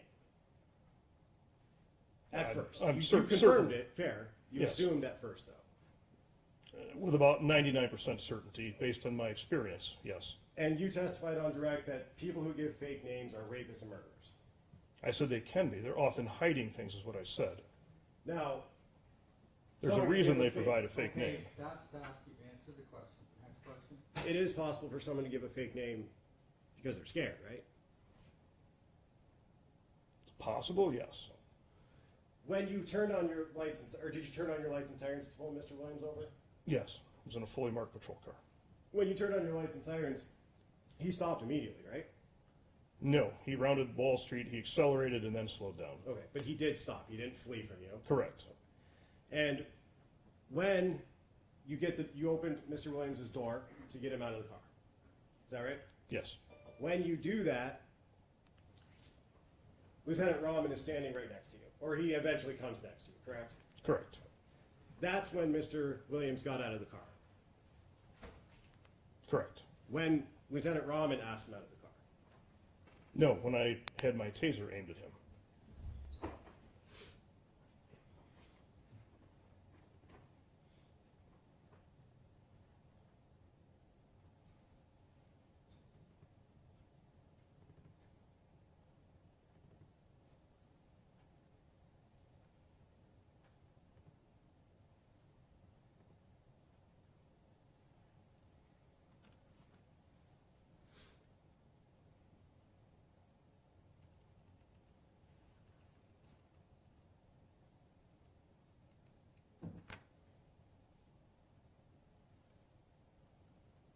Placing on the screen what's been admitted as Exhibit 3.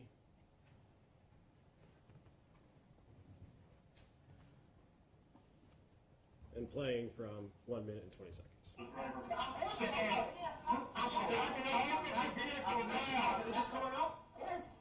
I see you shoot your taser. Get out of the car.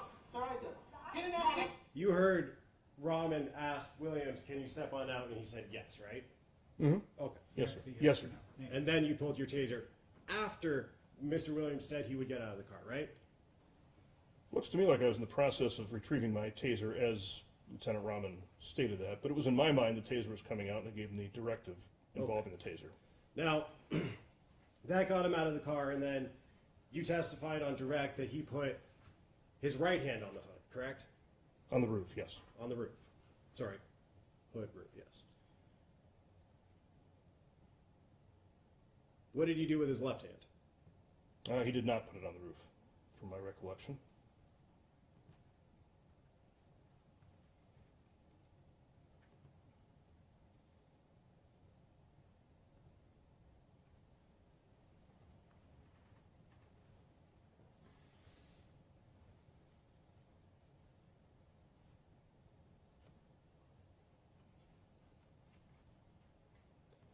Showing that same exhibit, Exhibit 3, at 137. Do you see both of Mr. Williams' hands there? Yes, sir, I do. Where are they? I believe that's his hand on the left and then the right. Okay, so it is up there. Now, it was shortly after that moment that we saw there that you deployed the drive stun into Mr. Williams' back, right? Correct. Are you familiar with that taser manual that was shown earlier and admitted earlier? Yes. In that manual, it says that people are likely to react instinctively to the drive stunning, correct? I believe so, but I'd have to see the actual language.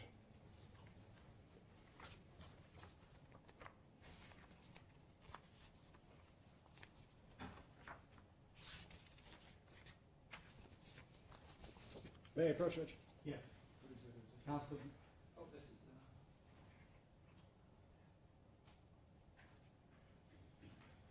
We're approaching with what's been admitted as Defense Exhibit B, and showing you page 20, it's cut off, but I believe it's 21. Yeah, 21. You take a look at that and look up at me when your memory's refreshed. counsel, can you tell counsel the page number? 21. Thank you.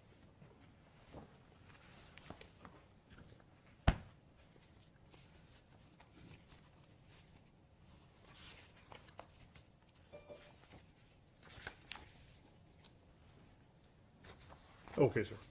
And it says that the subject is likely to recoil and try to get away from the energy weapon, that being the taser, correct? It does state that. And that's what Mr. Williams did when you initially drive-stunned him, correct?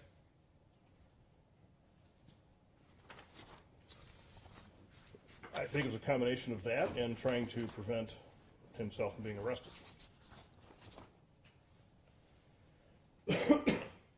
You would agree with me that in that policy, other police officers have a duty to intervene when they see excessive force being used, right? Yes. Lieutenant Rahman did try and stop you. He was yelling stop, right? I had no idea that was at me, and I had no way to know that was at me. Lieutenant Rahman also, by the fire truck, positioned his body in between you and Mr. Williams and said, "I got this, Furman," correct? Correct.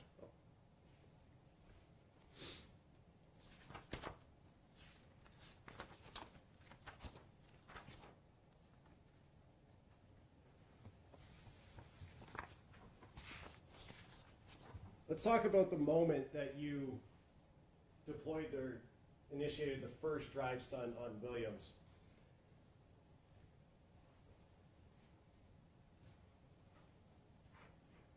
He wasn't moving when you did that, right? He was not following instructions to place his hands behind his back.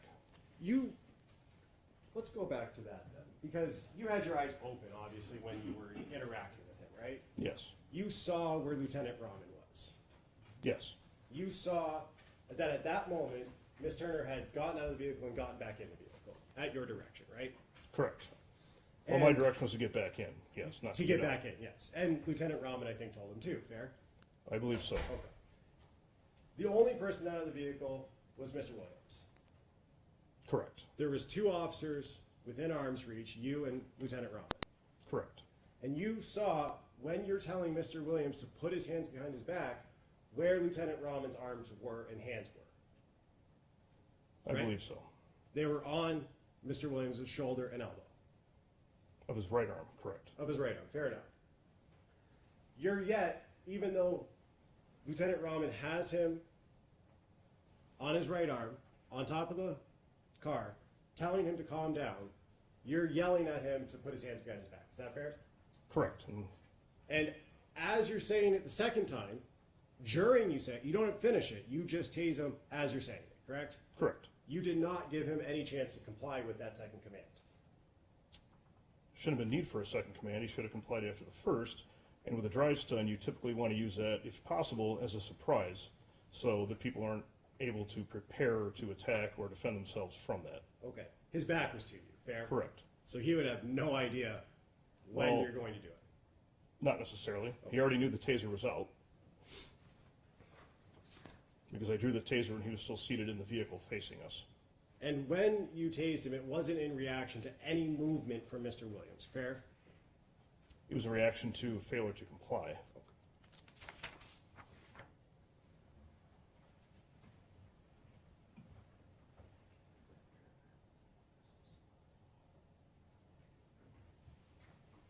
That manual, sir?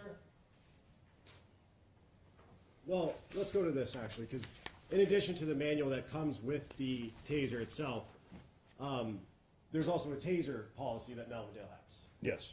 Where in the taser policy that Melvindale has does it say you should drive stun by surprise? I don't know that that's in there, but through 12 years of police work, I find it's better if it works that way. Fair enough to say it's not in there. I don't believe so. But you learn how to do things tactically on the street that may not be in a manual, that work better and keep you safer. Now, after that initial taser, sir, Rahman pushes Williams to the door jam, fair? Yes. And at that point, again, Miss Turner and the two children, the young children, are in the car. Yes. And you don't see them do anything in response to that. They're yelling maybe, but they don't get out of the vehicle, right? Well, Ms. Turner had already attempted to get out of the vehicle and she was ordered to get back in. Not my question. She did not get out of the vehicle in response to the tasing initiation. She stayed in the vehicle, right? I believe. Okay. Yes. Well, you eventually went around to her Got her, passenger correct. door, and she was still there. Yes. Okay. Rahman has Williams up against the door jam. You Yes. reach under, through Rahman's legs and tase him in the calves. Is that fair? Correct. You then do that a few times, walk around to the front of the vehicle, and tase him in the chest. Fair? So when I attempted the calf, it didn't work, and he lifted his leg up and tried to stomp on the taser, as shown in the video. So I removed myself and attempted from a different angle. And all the while, you have your handcuffs in your hand, too, right?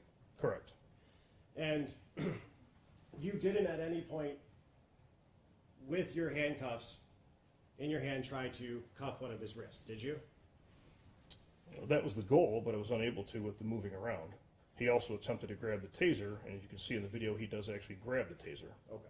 At what point in the video, what second is that, or what minute, second? I don't know the exact minute or second. Oh. Fair enough, though, as Mr. Whitey said, the video is the video, right? Yes. And we have all seen it? Yes. Okay.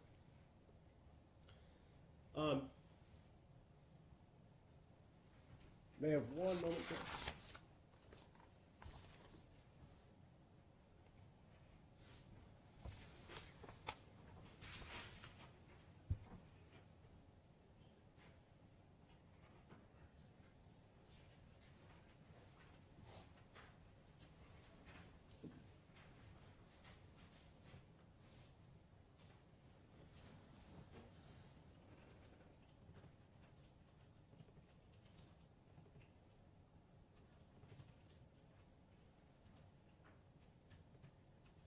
Placing on the screen still shots from Exhibit 3, Rahman's body cam.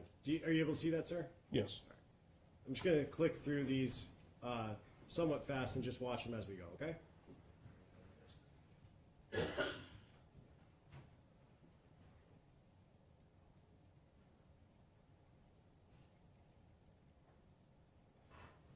And stopped at this one, which is, well, it's part of the exhibit, Exhibit 3. Your hand is on his wrist, Mr. Williams' wrist, right? Yes. And continuing on from there. Trying to.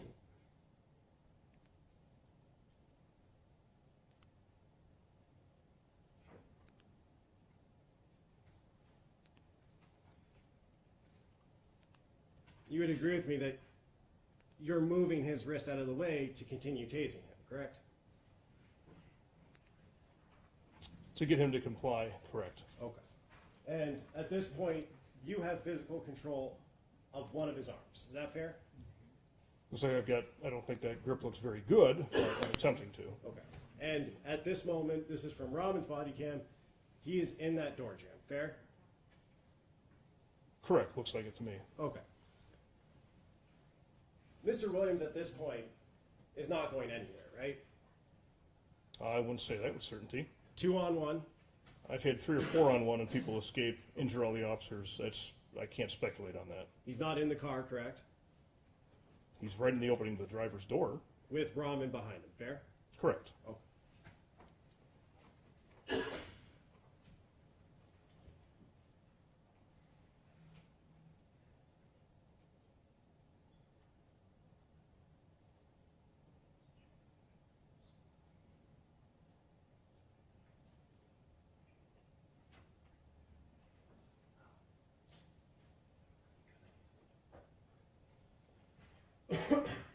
When going back, I'll take this off the screen. Going back to when Mr. Williams had both hands on top of the car, you had your taser in handcuffs, right? Yes, Okay. You said initially that you took your taser out to have leverage to get him out of the car, correct? correct. And he got out of the car. He did. You didn't have to pull him out. No, that's why we like to use the taser. Usually it gets people to come out. And then you keep your taser out and grab your handcuffs, right?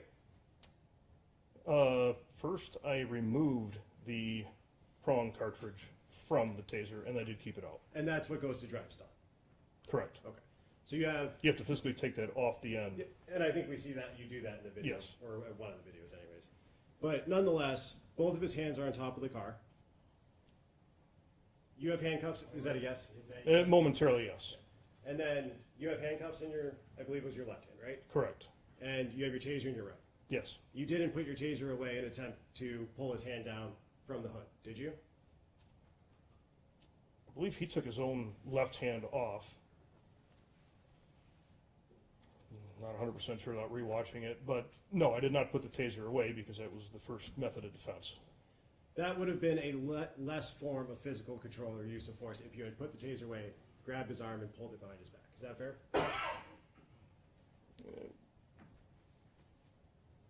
If it had worked, yes. But the problem, too, on a hot day like that, people start getting slippery. It's hard to maintain grip. And a lot of times it's hard to get somebody in cuffs, even if you have two officers.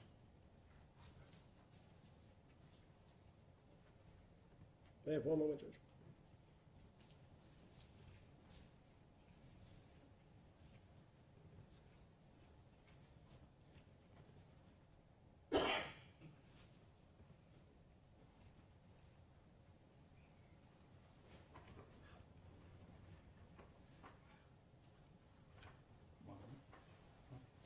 Deputy, you mind bringing this to your number 13?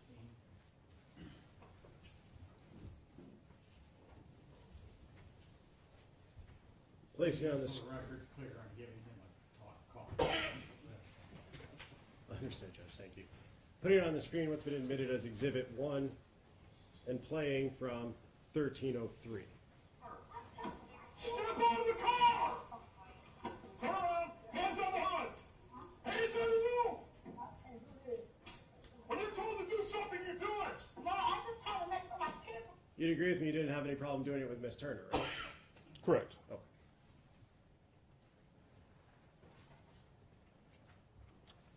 But on that note, she also got out of the There's vehicle no immediately. Okay, Okay. all right, you've answered the question.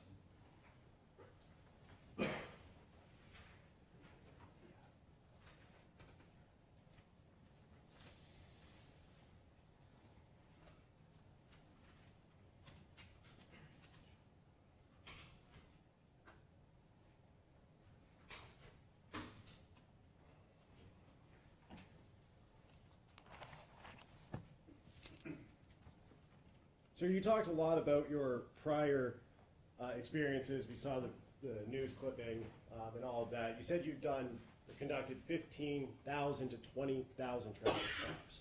That'd be my estimate, yes. How many times in your career have you deployed your taser? Oh, I don't have a specific number. Is it more than 10? I don't know. Without department records, I couldn't tell you. Oh.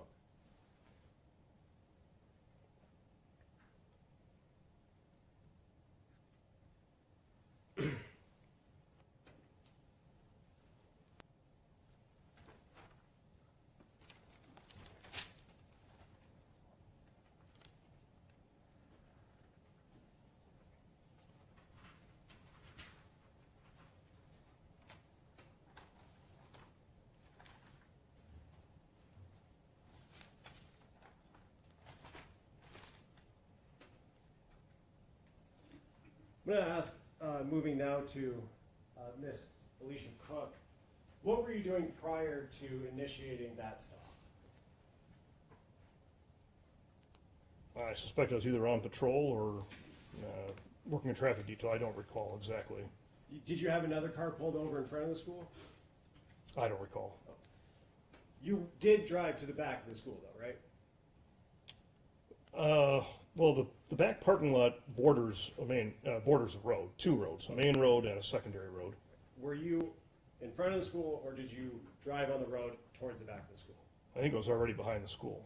And what did you see at that time? Miss Cook's vehicle in the parking lot. See any other vehicles? I don't recall. I think there's school buses back there usually Any in other the general cars? vicinity. I don't recall.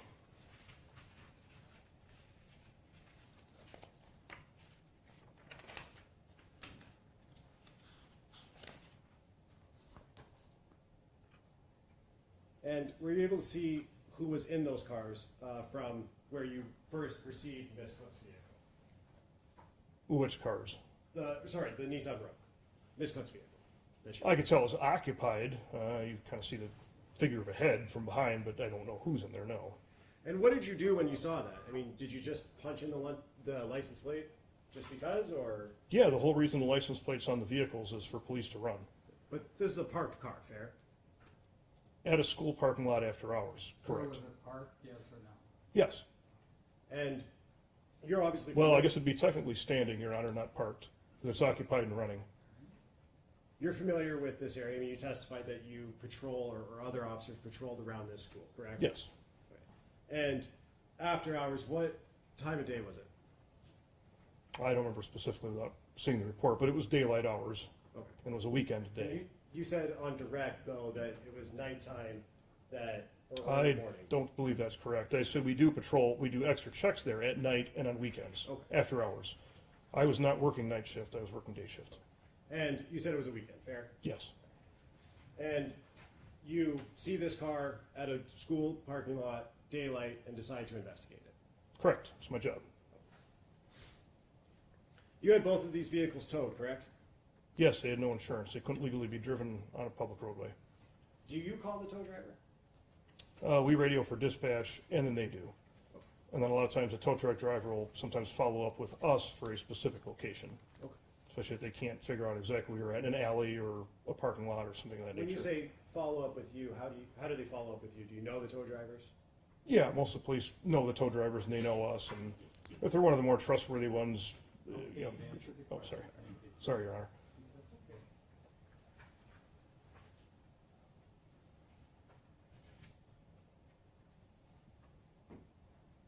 Judge, I don't have anything further. Thank you.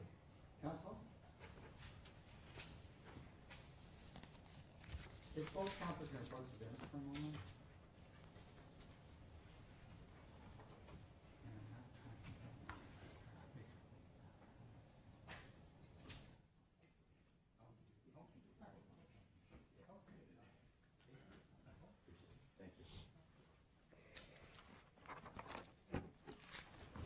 Do I need to turn the podium off? Yeah.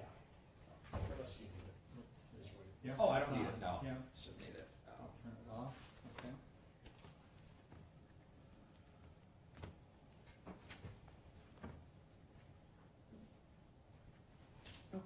Just have a few follow-up questions. Yes, sir. I know the prosecutor asked you, was it in any policy to call somebody a name, correct? Correct. Okay, and there's no policy that says make sure to call somebody a name, correct? No. There is a policy that says people should be treated with respect, though, right? Correct. And that's one of the exhibits that was introduced. I think it was Exhibit 9, right? Yes. Okay. But as part of that, that's not, if somebody's disrespectful, that's not a use of force by an officer, correct? No.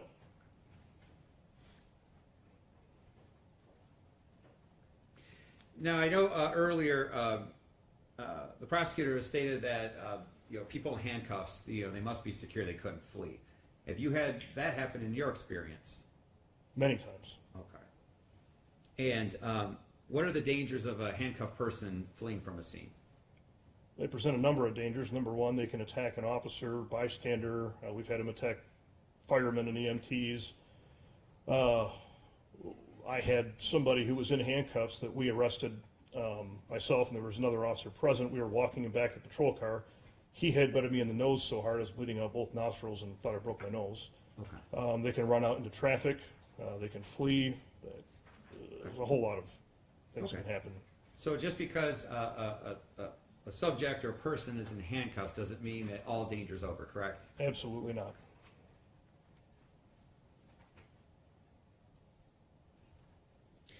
I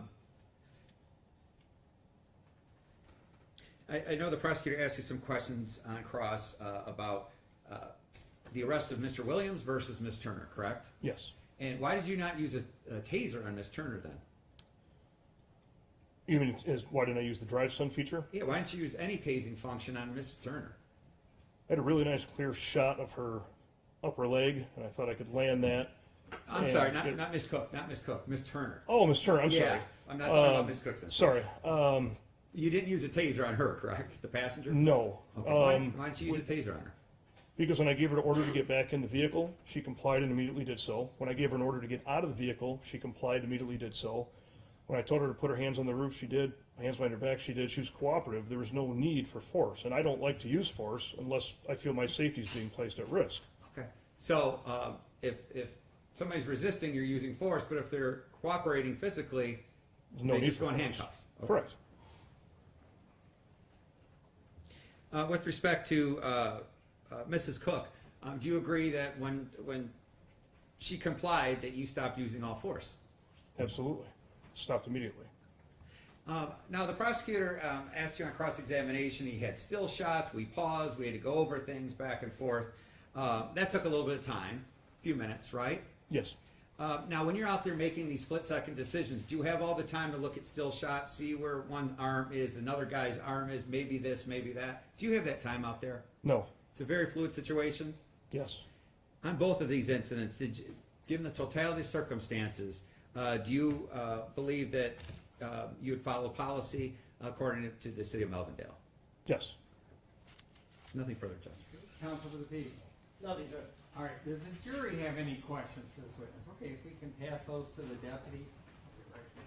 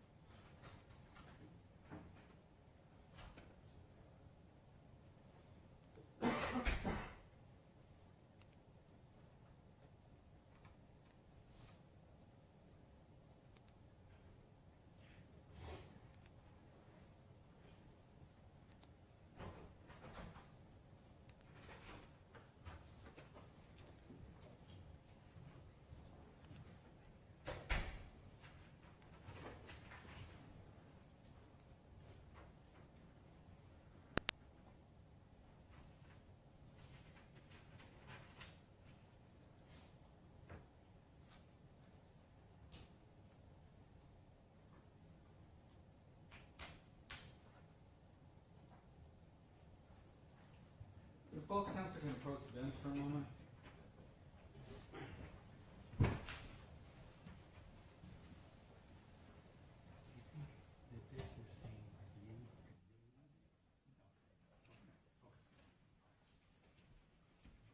All right, so, Mr. Furman, this is a question from the jury. I'm gonna ask you to give your answer to the jury. The first question is, how often is de-escalation training revisited?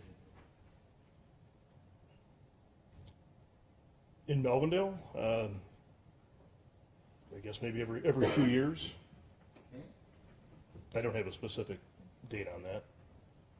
And then the next question is, how often are the weapons training reviewed, renewed? Yearly. I'm sorry, let me say that again. How often are the weapons training review renewed? I take that to mean how often do we recertify with the taser and firearms, stuff like that. It's typically done yearly per the state. Okay? Counsel to the people, any questions based on those questions? Oh, I'm sorry, you're right. Okay, thank you, counsel. Nothing based on that, Judge. Okay, counsel to the people. When was the last time before April 13th that you did it? The taser training? It would have been in 2023. You don't have a specific date though? No, I don't maintain those records. We had another officer handle that. Really good. Nothing else, Judge. All right, does the jury have any additional questions? Any of the jurors have any additional questions? All right, the records reflect none of the jurors have any additional questions. Sir, you can step down. Thank you, Your Honor. Thank you, Counsel, jury. your next witness. Judge, at this time, the defense would rest. Okay, counsel, any rebuttal witnesses? There Okay, so I think this is a good time to break for lunch. What we're gonna do when we come back from lunch is we'll hear closing arguments, then I'll give you the jury instructions, then we'll pick the two alternates, and then you'll begin your deliberations, okay? So everybody, let's see, I've got some other cases I gotta handle, so I'm gonna ask you to please come back to,